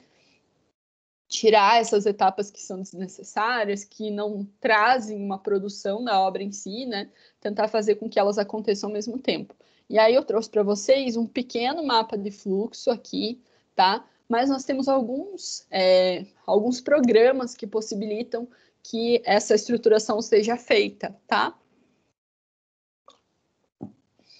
Um que eu conheço, deixa eu colocar ele aqui, que eu já utilizei, inclusive na faculdade. E tem alguns similares, né? É o MS Project. Esse aqui é da Microsoft. Então, ele é um programa, né? Similar ao Excel, tá? E através desse programa a gente consegue fazer um mapa de fluxo. Então, você consegue colocar a quantidade de funcionários que você tem, você consegue colocar as tarefas, tipo, colocar os funcionários, eu tenho um pedreiro, eu tenho 2 serventes, eu tenho um mestre de obras, então colocar quais são as funções e quantos funcionários eu tenho para realizar aquela obra. Eu consigo colocar todas as etapas e aí ir indicando aonde que os meus funcionários vão estar presentes. Então, eu vou colocar o servente e o pedreiro nessa tarefa, o mestre de obra aqui nessa tarefa, mostrar aonde que vai estar cada um dos meus funcionários. Através desse mapa de fluxo, a gente consegue observar se tem alguma tarefa que está batendo, ou se tem algum local que eu tenho um funcionário que está livre, não está fazendo nada, e eu posso colocar ele em outra tarefa que não seja dependente, né? Ou eu posso utilizar a mesma equipe para diferentes tarefas que estão acontecendo ao mesmo tempo. Então, ele possibilita a visualização de um mapa de fluxo bem parecido com esse aqui. E a gente consegue colocar datas no MS Project também. Então, eu posso colocar a data que começou a minha obra, que eu quero que comece a minha obra, né? E trabalhar com todas as etapas da obra, né? Colocando os funcionários, a equipe que eu tenho, tudo mais, para ver quando que a minha obra vai acabar, por exemplo. Aí, se eu otimizar esses tempos de espera, essas tarefas, conseguir fazer com que elas trabalhem mais em conjunto, a gente consegue reduzir esse tempo de obra, por exemplo, né? É um sistema bem interessante da gente estar trabalhando, tá? É bem legal nesse sentido. Se vocês quiserem, eu posso trazer um pouco sobre isso mais a fundo, né? Para a gente fazer um exercício, alguma coisa. Eu tenho uma apostila sobre isso que tem alguns exercícios, se for interessante. Só para brincar um pouquinho, né? Segundo, né, pessoal? Segundo sistema aqui que a gente está conversando sobre a construção enxuta. Deixa eu reduzir a minha cara aqui um pouquinho.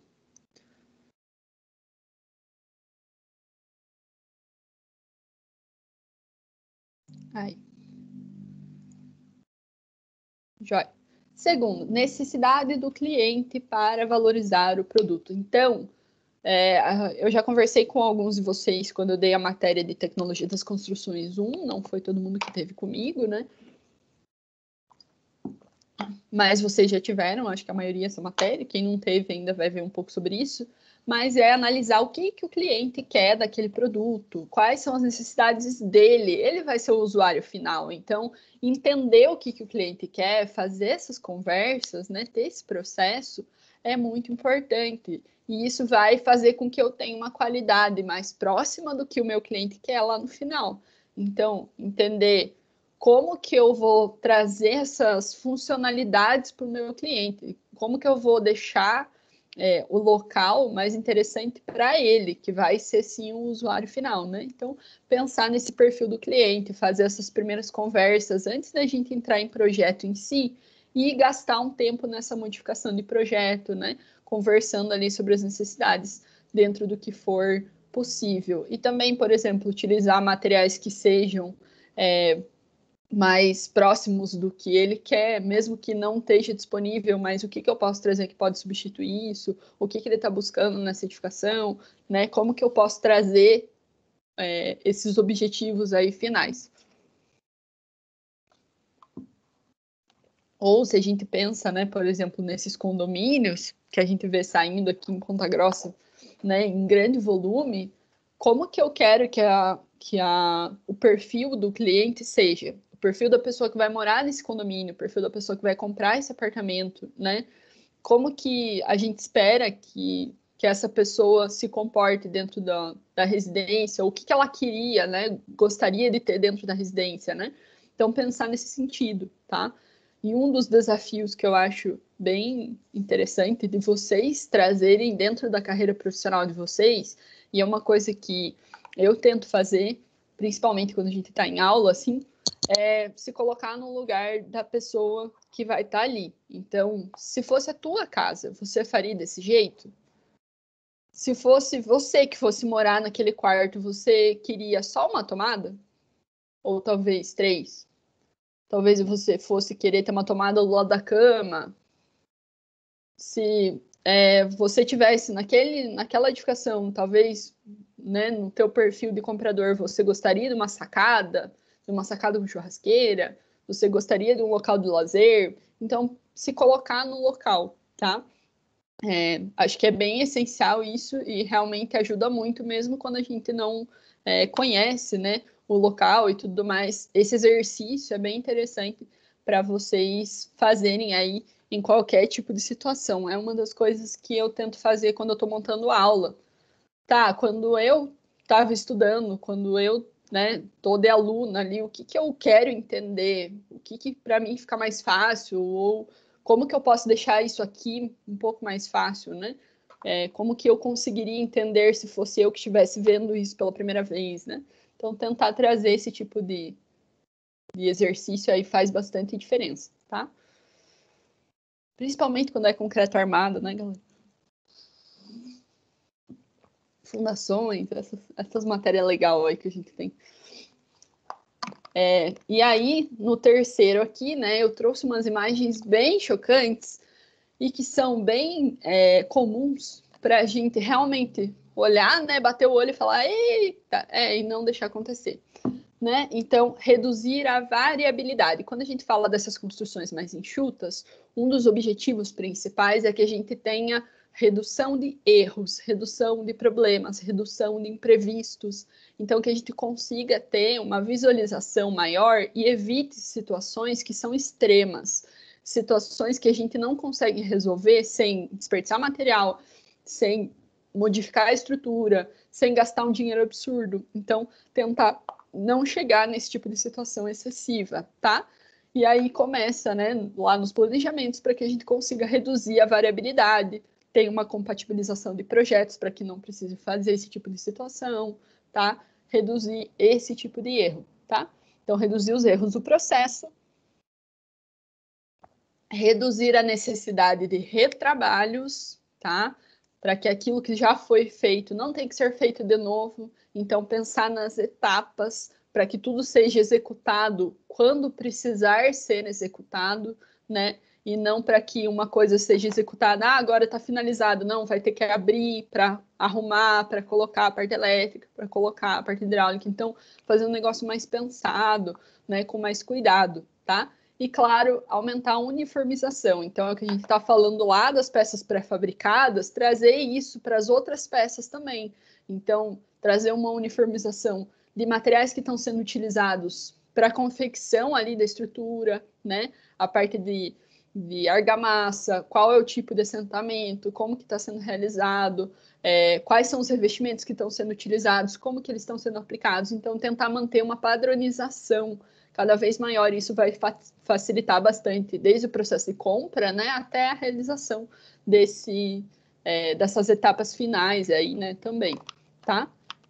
E aí nós temos aqui duas situações bem interessantes e que não vai, né, de jeito nenhum dar problema depois, né, galera? Alguém já viu alguma coisa similar a isso aqui?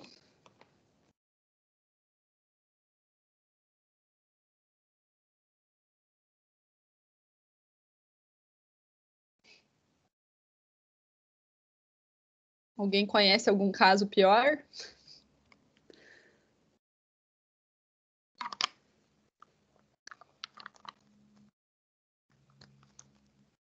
Não?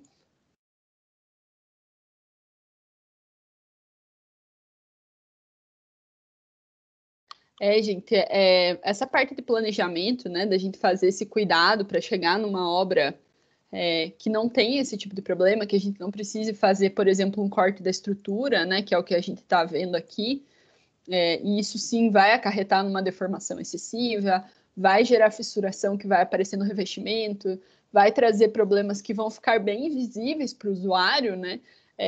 A gente precisa ter essa compatibilização de projeto e pensar nisso desde o começo, né, para não trazer esse tipo de situação.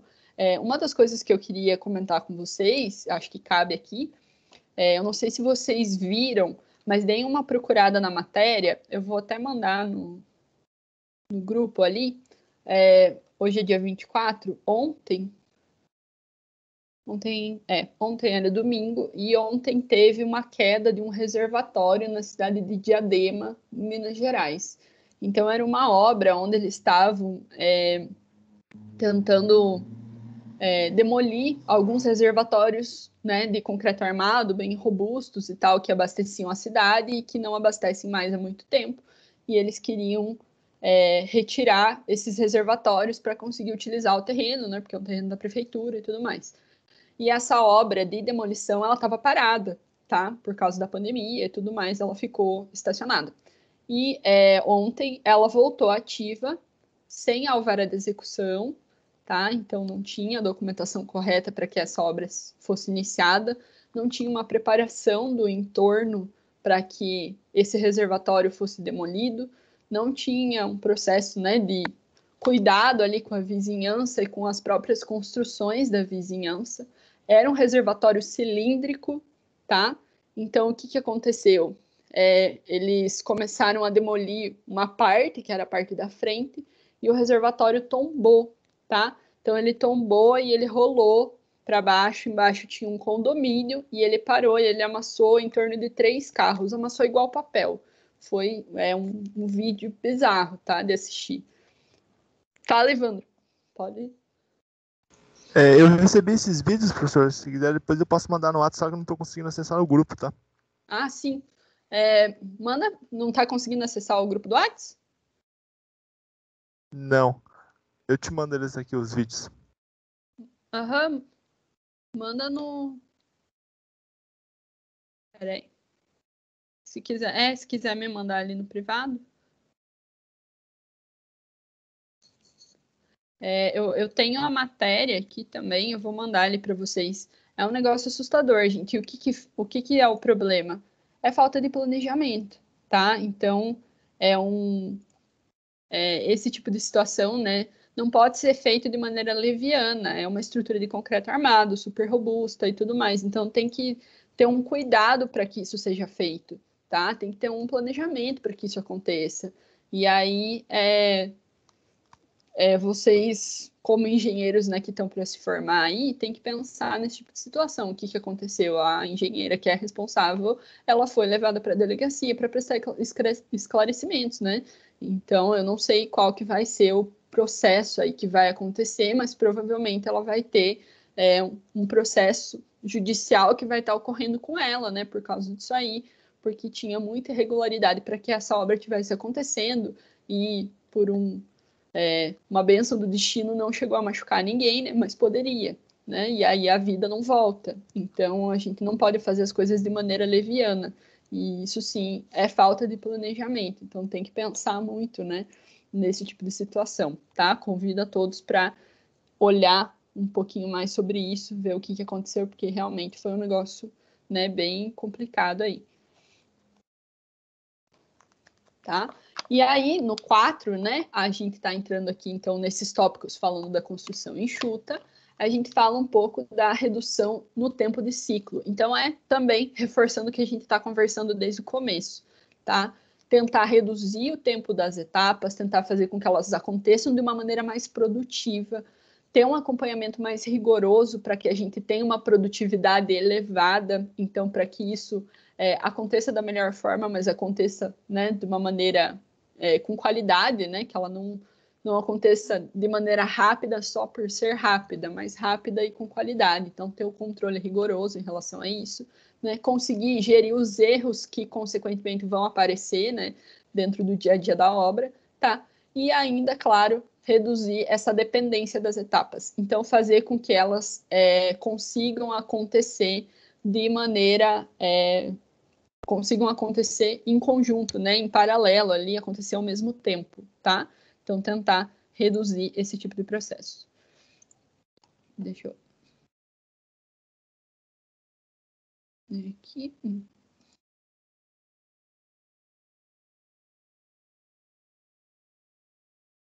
Beleza. Então, tentar agilizar esse negócio, né?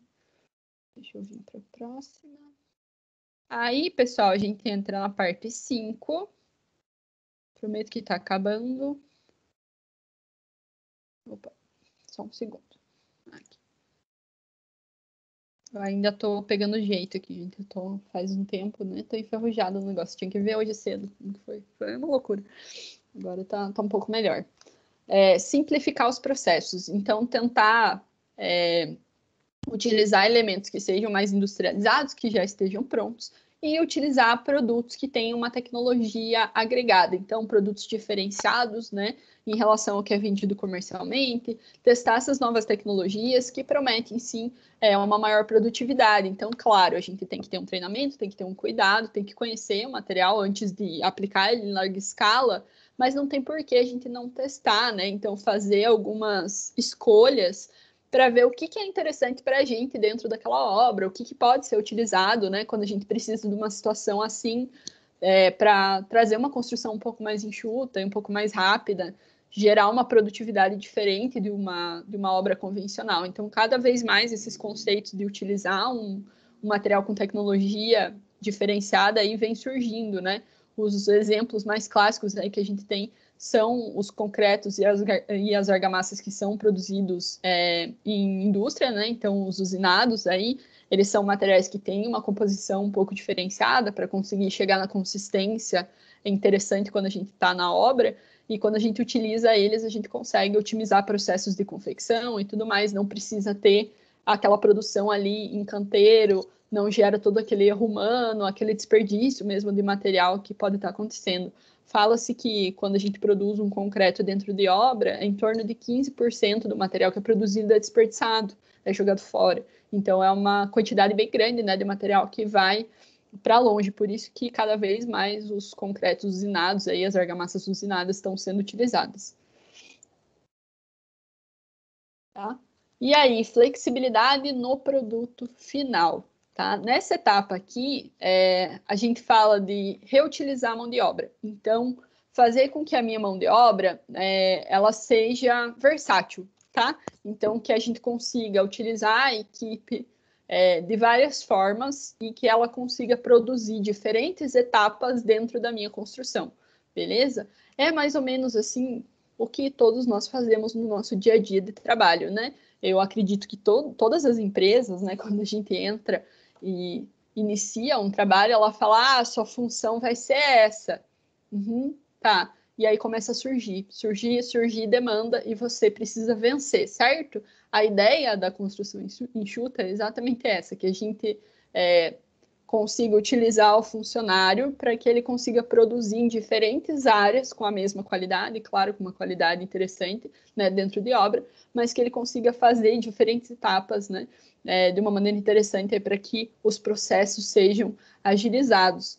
É mais ou menos o que, né, nós professores tivemos que fazer durante a pandemia. Vira youtuber, né, faz vídeos, faz não sei o quê, tal, aprende o Teams e tal, tudo isso, né? Não sei se vocês repararam que eu estou com uma câmera nova. Então, tudo isso, pandemia, né? Até isso a gente tem que ir atrás. Trocar os elementos. Então, diversificar as pessoas, né? Tá aqui uma pessoa que parece realmente que tá fazendo muita coisa ao mesmo tempo, né? Beleza? Transparência no processo. E aí a gente entra numa coisa, né, que está muito relacionada com a honestidade pessoal de cada um de nós, né? Que é o lance de ter honestidade em todos os setores. Então, não só conhecer o que está acontecendo, mas ter a liberdade de conversar sobre. Então, de a equipe se reportar de uma maneira honesta, né? E que para que isso seja resolvido, para que isso seja agilizado, entendido, né? E se chegue numa situação, uma solução muito rapidamente. Então, mesmo que tenha erros e falhas humanas, que isso seja reportado e resolvido, tá? Porque isso vai agilizar muito o tempo para que isso aconteça. Nem sempre isso aqui é tão fácil, né? Tanto no âmbito aí de construção civil, mas em qualquer tipo de situação, a honestidade ainda é um pouco subestimada, vamos dizer assim, né? Mas isso aqui faz muita diferença para que tudo aconteça, né, de uma maneira mais rápida e interessante, tá?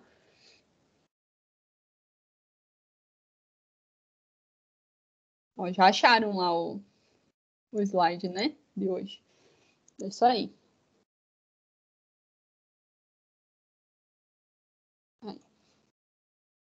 Olha, e agora, pessoal, agora que a gente falou desses 7 tópicos aí, a gente vai conversar um pouquinho sobre alguns elementos que são que estão trabalhando com essa construção enxuta, né? Alguns dos sistemas construtivos que trazem construção enxuta, só para a gente dar uma exemplificada, tá? Então a gente começa falando da tal da alvenaria estrutural. Então a alvenaria estrutural vai ser o quê? É um tipo de elemento que vai ser utilizado tanto para vedação quanto para servir como estrutura da edificação em si, né? Então a gente não vai ter aquela estruturação em concreto armado, né, que a gente tem normalmente. Os próprios blocos vão servir para resistir aos esforços da edificação, tá? Então a gente vai ter blocos, obviamente, que vão ter uma maior resistência, né? E é interessante que a gente tenha um processo de paginação, então entender aonde que vão os blocos, qual que vai ser a ordem, quais que são os blocos que vão ser colocados, né, para que eles sejam colocados da maneira correta, tá? Esses blocos, eles têm uma facilidade em relação a colocar, executar as partes elétricas e hidrossanitária, por quê? Porque eles são blocos, né, vazados ali, eles têm uma modulação em si, né, uma abertura, que possibilita a passagem, né, dos eletrodutos, das tubulações, de uma maneira mais simples do que as aberturas que precisam ser feitas quando a gente fala da alvenaria convencional, tá? Mas, obviamente, né, pessoal, uma situação como essa, uma alvenaria estrutural, precisa do quê?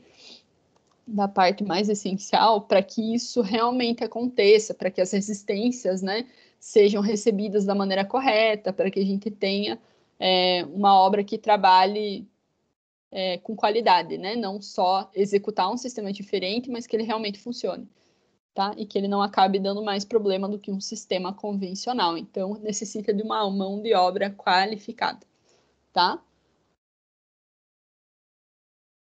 E isso ainda, né, está sendo aos poucos melhorado, né, dentro da área da construção civil. Já tem algumas construtoras, algumas empresas que fazem estruturas com alvenaria estrutural, né, mas sim um sistema que tem que ser estudado, ele não pode ser feito sem esse planejamento, sem esse cuidado, porque pode dar bem mais problema do que o convencional, porque as deformações, né, se uma parede de alvenaria estrutural não estiver correta, não estiver dentro do prumo, não estiver, né, dentro do que a estrutura está esperando, vai causar deformações bem excessivas que podem gerar danos estruturais aí muito rapidamente. Então, tem que ter um cuidado, sim, em relação a isso, né?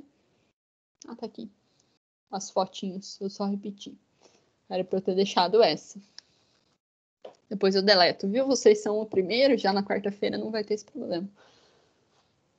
Então, aqui estão os blocos, ó, dá para vocês verem, né, as modulações, a gente consegue tá trabalhando com esses elementos de uma maneira mais facilitada, né? E o interessante é fazer essas paginações, então entender aonde que vão os elementos de abertura, por exemplo, aonde que vão ser os nossos pilares, né, os locais ali que vão receber os principais esforços de compressão, aonde que vão ser as nossas vigas, né, que vão ser os locais que vão receber, né, os esforços de compressão e tração. Então, dá uma pensada aí na alocação dos blocos em si, tá? E aí a gente entra numa outra construção enxuta, que eu não sou muito fã, e que tem alguns alunos de arquitetura que gostam de utilizar isso como uma solução para não utilizar pilar no projeto do TCC deles. E aí eles se ferram porque eu estou na banca e daí eu venho em cima disso aqui, tá? Que é a parte da parede de concreto. Então aqui, pessoal, a ideia desse tipo de construção enxuta seria ter a estruturação toda feita em concreto armado maciço. Então eu não teria a parede de venação, tá? Não teria a parte de alvenaria, tudo seria em concreto armado, como vocês podem ver aqui, né? Tudo em concreto armado, moldado em loco, tá? Então, utilizando concreto usinado, claro, mas moldado ali no local, com as formas e tudo mais, e aí você retira essas formas, né? E você tem as paredes de concreto armado. Então, eles falam que permite uma uniformidade, né? Tem que utilizar concreto autodensável, as formas são reutilizáveis, mas isso sem pressão. Necessita de um canteiro de obras organizado, sim, claro. Né, um menor número de operários, porque é uma confecção ali local e tal, né, uma confecção usinada, monta as formas e não vou ter que fazer o processo de vedação, né, com o assentamento de blocos cerâmicos. No entanto, né, pessoal, eu vou usar concreto armado maciço nas paredes. Alto custo, né? Alto custo pra caramba. Então, não é um tipo de construção viável. Principalmente quando a gente está falando daqueles primeiros aspectos que eu comentei ali, né, no início da aula, falar de sustentabilidade, de redução de resíduo, de redução de poluição em si, eu utilizar concreto armado na obra inteira, né, a gente já está reduzindo ao máximo as lajes e tudo mais, então eu acho que isso aqui está muito, muito furado, tá? Alguém já viu alguma coisa nesse sentido? Paredes inteiras de concreto armado? Aqui em Carambeí tem um residencial novo, foi feito todo nesse método, professora, mas a construtora tinha a concreteira própria para fazer esse tipo de construção. Entendi. Acho que esse é o meu tema de TCC, professor. Inclusive, eu até discordo de algumas coisas, né, da questão da questão econômica, né, que você está falando, como inviabiliza uma obra, mas tem construtor aí que trabalha hoje com a maioria das obras em parede de concreto, né, obras residenciais. Uhum. Essas paredes de concreto, eu acho que quando a gente está falando de residência, ela tem sim um viés interessante, né? Eu até gostaria de estar na tua banca, Carlos. Acho que você está no TCC2, né? Isso aí. Uhum. Eu quero entrar na sua banca, vou me organizar com isso aí, eu que sou a responsável, né? Para a gente até conversar e eu ler um pouco mais do teu material, porque eu tenho uma visão bem crua desse material e para mim ele parece estranho.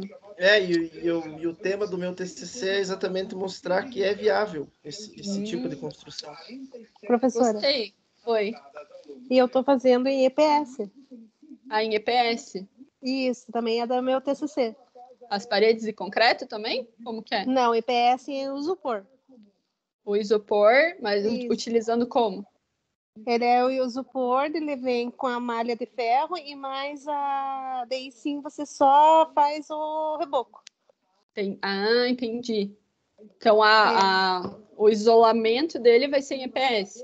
Isso, daí vem a malha de ferro, e daí Entendi. você já tem que fazer toda a instalação hidráulica e elétrica antes. É feito no Aham. radier. Aham. É bem interessante. Hum, Você lembra que eu falei com você? Eu corri Lembro. atrás e estou fazendo. Joia. Gente, vamos ter um tema legal. Vai ser divertido.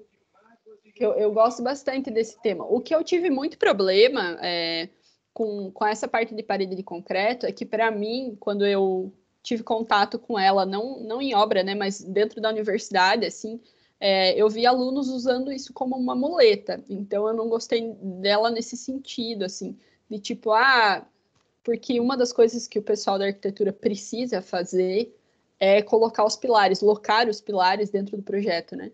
E isso é difícil, né? E não é um negócio tão simples, porque muda o projeto arquitetônico, certo?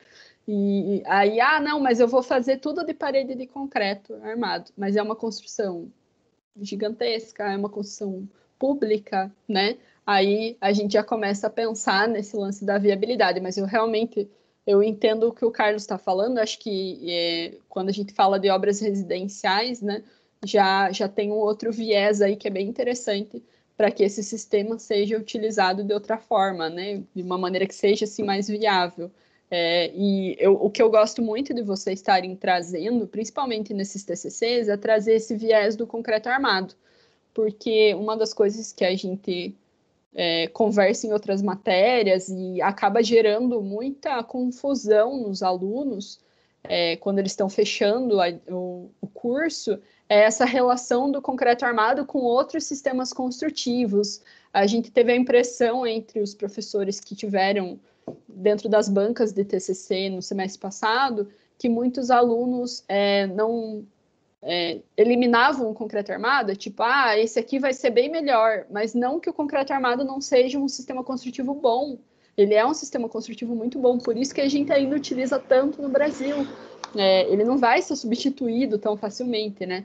E trazer ele com vieses diferentes para situações diferentes, né? Onde que ele pode ser aplicado da melhor forma, é bem importante. Eu fiquei bem curiosa para ler os dois trabalhos aí, estou bem feliz. Inclusive, pessoal de TCC2, eu quero marcar uma reunião com vocês meio logo, tá? Para a gente conversar e, né, já começar a falar sobre o que vocês vão enfrentar aí nesse semestre e tudo, e dar uma acalmada em todo mundo, beleza? Vamos marcar aí logo, eu vou passando nos grupos depois dessa semana.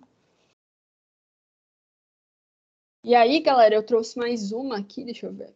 Mais uma. E aí, né, trabalhinho, aquela coisa bonita. Esse último aqui são as fachadas aeradas. Então, nas fachadas aeradas, a ideia, né, é que a gente tenha um revestimento, né, um material ali que vai ser quase que o material final ou o material final, né? E ele deixa um espaço entre a estrutura, não tem esse contato com a parede. Normalmente é feita uma estruturação metálica, tá? Ele possibilita, então, a circulação do ar. Ele tem uma situação em relação as propriedades térmicas, né? Então ele dá como é que eu posso dizer, até um frescor, né? Um conforto térmico mais interessante ali, dependendo do tipo de edificação e do local onde ela está. Esse tipo de material também está surgindo aí, está sendo utilizado, né? Em algumas situações. Também, galera, requer mão de obra qualificada para fazer, né? Requer um treinamento interessante. Então, não são situações que podem ser feitas de uma maneira tão simples. Tem que ter, sim, um cuidado dentro desses planejamentos, né, para conseguir realizar esse tipo de situação. Uma das situações que eu já vi esse tipo de fachada ser utilizada é para colocar os revestimentos com rocha ornamental. A gente comentou um pouco sobre isso na matéria de Construção Civil 2, né, quando a gente fala da parte de rocha e tal, utilizá-la como revestimento, para que tenha uma sustentação, por exemplo, num bloco de rocha que está sendo utilizado numa fachada ali de um edifício e tal. Esse tipo de fachada também é aplicada ali, essa sustentação metálica, então fica um espaço e consegue dar uma resistência maior para que essa rocha seja alocada no local correto, né? E aí, meu povo, por enquanto está tudo sus, está todo mundo tranquilo, feliz, faceiro. Conseguiram entrar no grupo?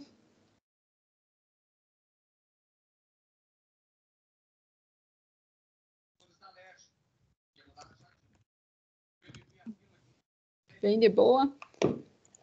O Aldacir falou que tem um prédio que estão fazendo assim com as paredes de concreto. Como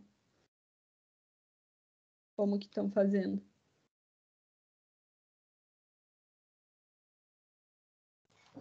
Eu acho que ele quis dizer que estão demolindo um prédio lá, não sei. Entre 27 de março de 2015 e 30 de novembro de 2018, foram 970... Demolindo?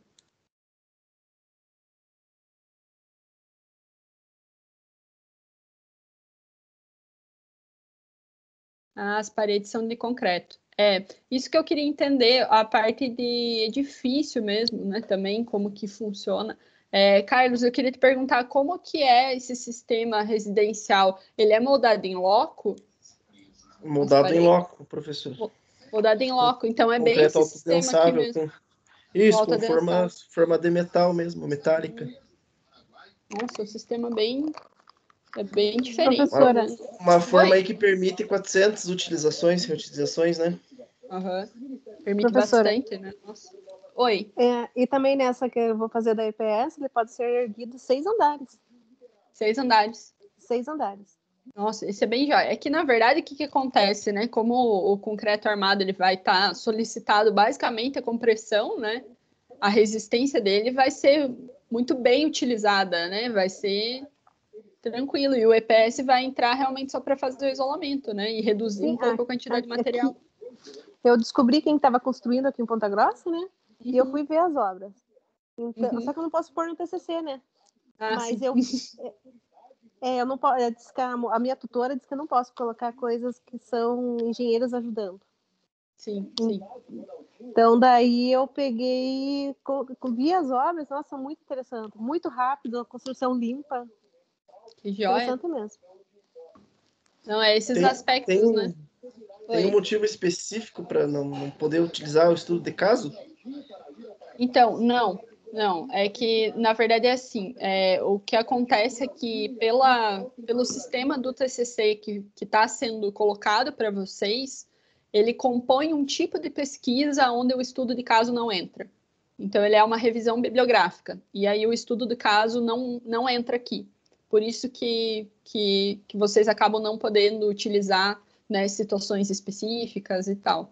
Não tem um motivo, mas ele acaba ficando fora do escopo do TCC de vocês. Por isso que eles não deixam, eles cortam.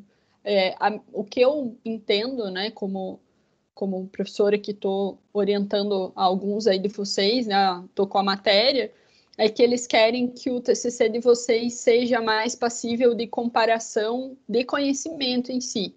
Tanto agora, quando vocês estão produzindo, mas para o próprio acervo da universidade, para que outros alunos consigam encontrar o tema de vocês e conhecer mais sobre o aspecto daquela construção e tudo mais. Por exemplo, para que a professora consiga ler um pouco mais sobre as paredes de concreto e entender um pouco melhor, né? Então, esse tipo de sistema é mais uma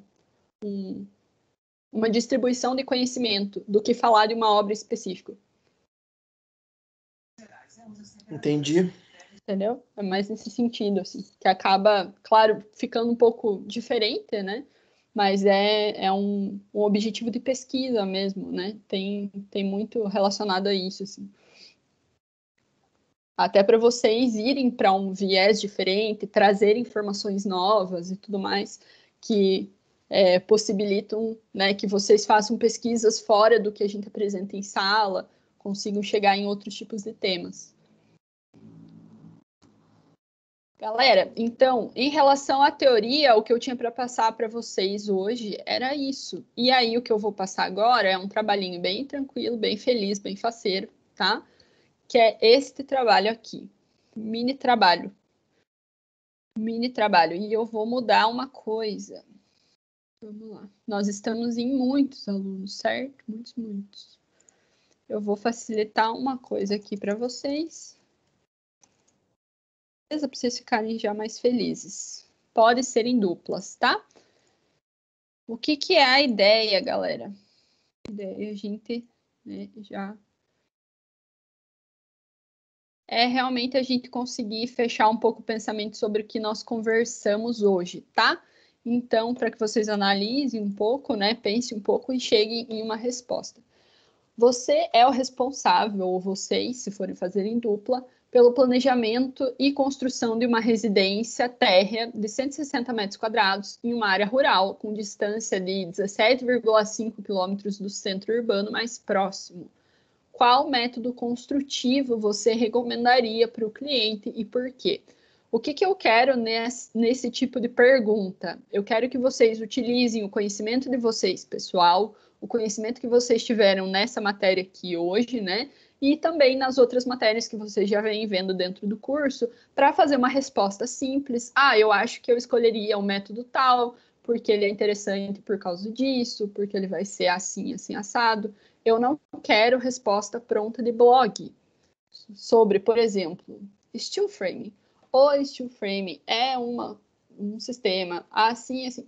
Eu já sei, eu já li esse blog, tá? Eu quero a resposta de vocês. Vocês, como engenheiros, o que você escolheria numa situação dessa, se fosse o teu cliente? Ah, eu escolheria isso, isso e isso. Beleza? 3, 4 linhas, para mim tá joia, se foi você que escreveu, tá? 10 linhas do blog, não pontua, beleza? Segundo, você foi designado responsável pela construção de um edifício de 20 andares na região central de Ponta Grossa. Qual é o método qual o método construtivo mais adequado para essa situação? Cite 3 fatores que o levaram a tomar essa decisão baseado no assunto da aula. Então, escolher algum sistema construtivo e dar alguma solução aí, alguns porquês em relação ao que a gente conversou hoje, né? Então, falar um pouco desses conceitos que a gente falou, talvez trazer até uma desvantagem, se vocês, né, quiserem trazer de outro sistema, o outro sistema é assim, esse aqui vai ser melhor por isso, mais interessante por isso, né? Então, trazer essas respostas. Mesma coisa, pessoal, não precisa ser uma resposta longa, precisa ser uma resposta escrita por vocês, certo? É só isso que eu peço, beleza? Porque eu não leio quando vem 15 linhas do blog e tal, tá? Não cabe para mim. Aí, galera, o ponto principal, aonde enviar neste e-mail. Então, é o que eu falei para vocês lá no começo. Eu criei um e-mail para envios de trabalhos, só para envios de trabalhos, para evitar confusões, né, de eu perder algum e-mail, de vocês, mas eu mandei e a professora não viu e tal. Então, a gente organiza num local só, fica mais fácil, até para conseguir corrigir mais rápido, beleza? Então, eu coloquei esse e-mail aqui, trabalhos.profitaciane@gmail.com, para vocês enviarem, e eu não vou receber trabalhos em outro local, só nesse local. Tudo que tiver ali, eu corrijo e ponho nota, corrijo e ponho nota. Em outro local, eu não vou ver, tá? Então, vamos focar para ser mantido esse padrão, beleza? Até quando, professora, que você deixa eu mandar?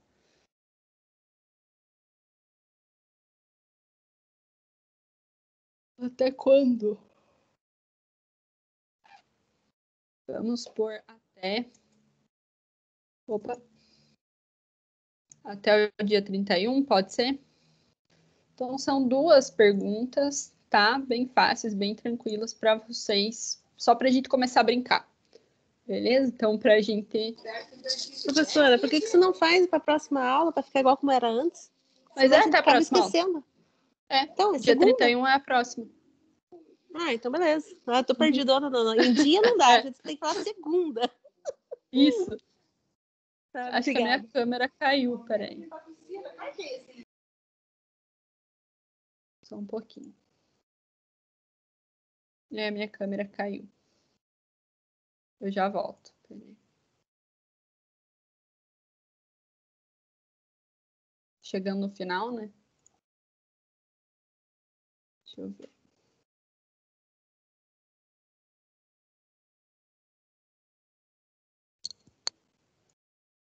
Só um pouquinho. Vou ter que trocar. Tô testando as câmeras, gente. Daí o negócio tá louco. Aí, eu voltei.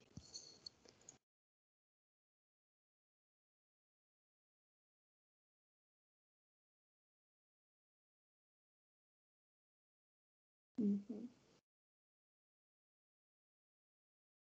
Então, gente, o trabalho de hoje, né? O último é esse aqui, tá? E aí fica para entrega até semana que vem, tá? Até a segunda-feira da semana que vem, exatamente. Eu acho que é melhor a gente manter esse tipo de processo, né? Que daí vocês têm uma semana aí para conseguir fazer. Quem precisar de um pouquinho mais de tempo, tem tempo. Quem não precisar, já quiser finalizar isso hoje, amanhã, já consegue, me envia no e-mail, beleza? Pessoal, quem ainda não está no grupo, manda mensagem ou para os colegas ali ou para mim, que a gente vai incluindo. Eu vou priorizar responder vocês sempre pelo grupo, tá? Para que a gente consiga ter uma comunicação um pouco mais fácil, porque no privado ficou meio impossível, eu não consegui responder muita gente, eu sei que são dúvidas que vocês precisam que sejam respondidas, e eu acabei atrasando 2, 3 semanas ali, porque em semana de prova ficou uma loucura, tá? Então, vamos tentar priorizar os grupos ali, que daí todo mundo consegue se ajudar. Joia? Ficou alguma dúvida, alguma situação? Tá tranquilo? Tá show? Tá joia?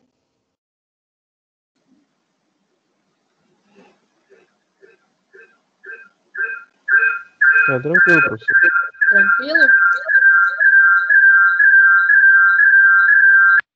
Então, galera, a gente vai finalizando a aula de hoje por aqui. Como eu falei para vocês, eu vou deixar a gravação, né? Eu vou baixar essa gravação de hoje, vou colocá-la no YouTube e aí eu disponibilizo para vocês ali no grupo e disponibilizo também lá no AVA, na sessão 1.1, né, na aula de hoje. Vou deixar a gravação até que a gente consiga utilizar o sistema correto lá, né, que a Croton está organizando para a gente. Eu vou atualizando vocês também pelo grupo, tá?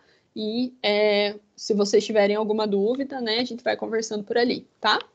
Tá joia? Então, acho que era isso por hoje. Se tiverem mais alguma dúvida...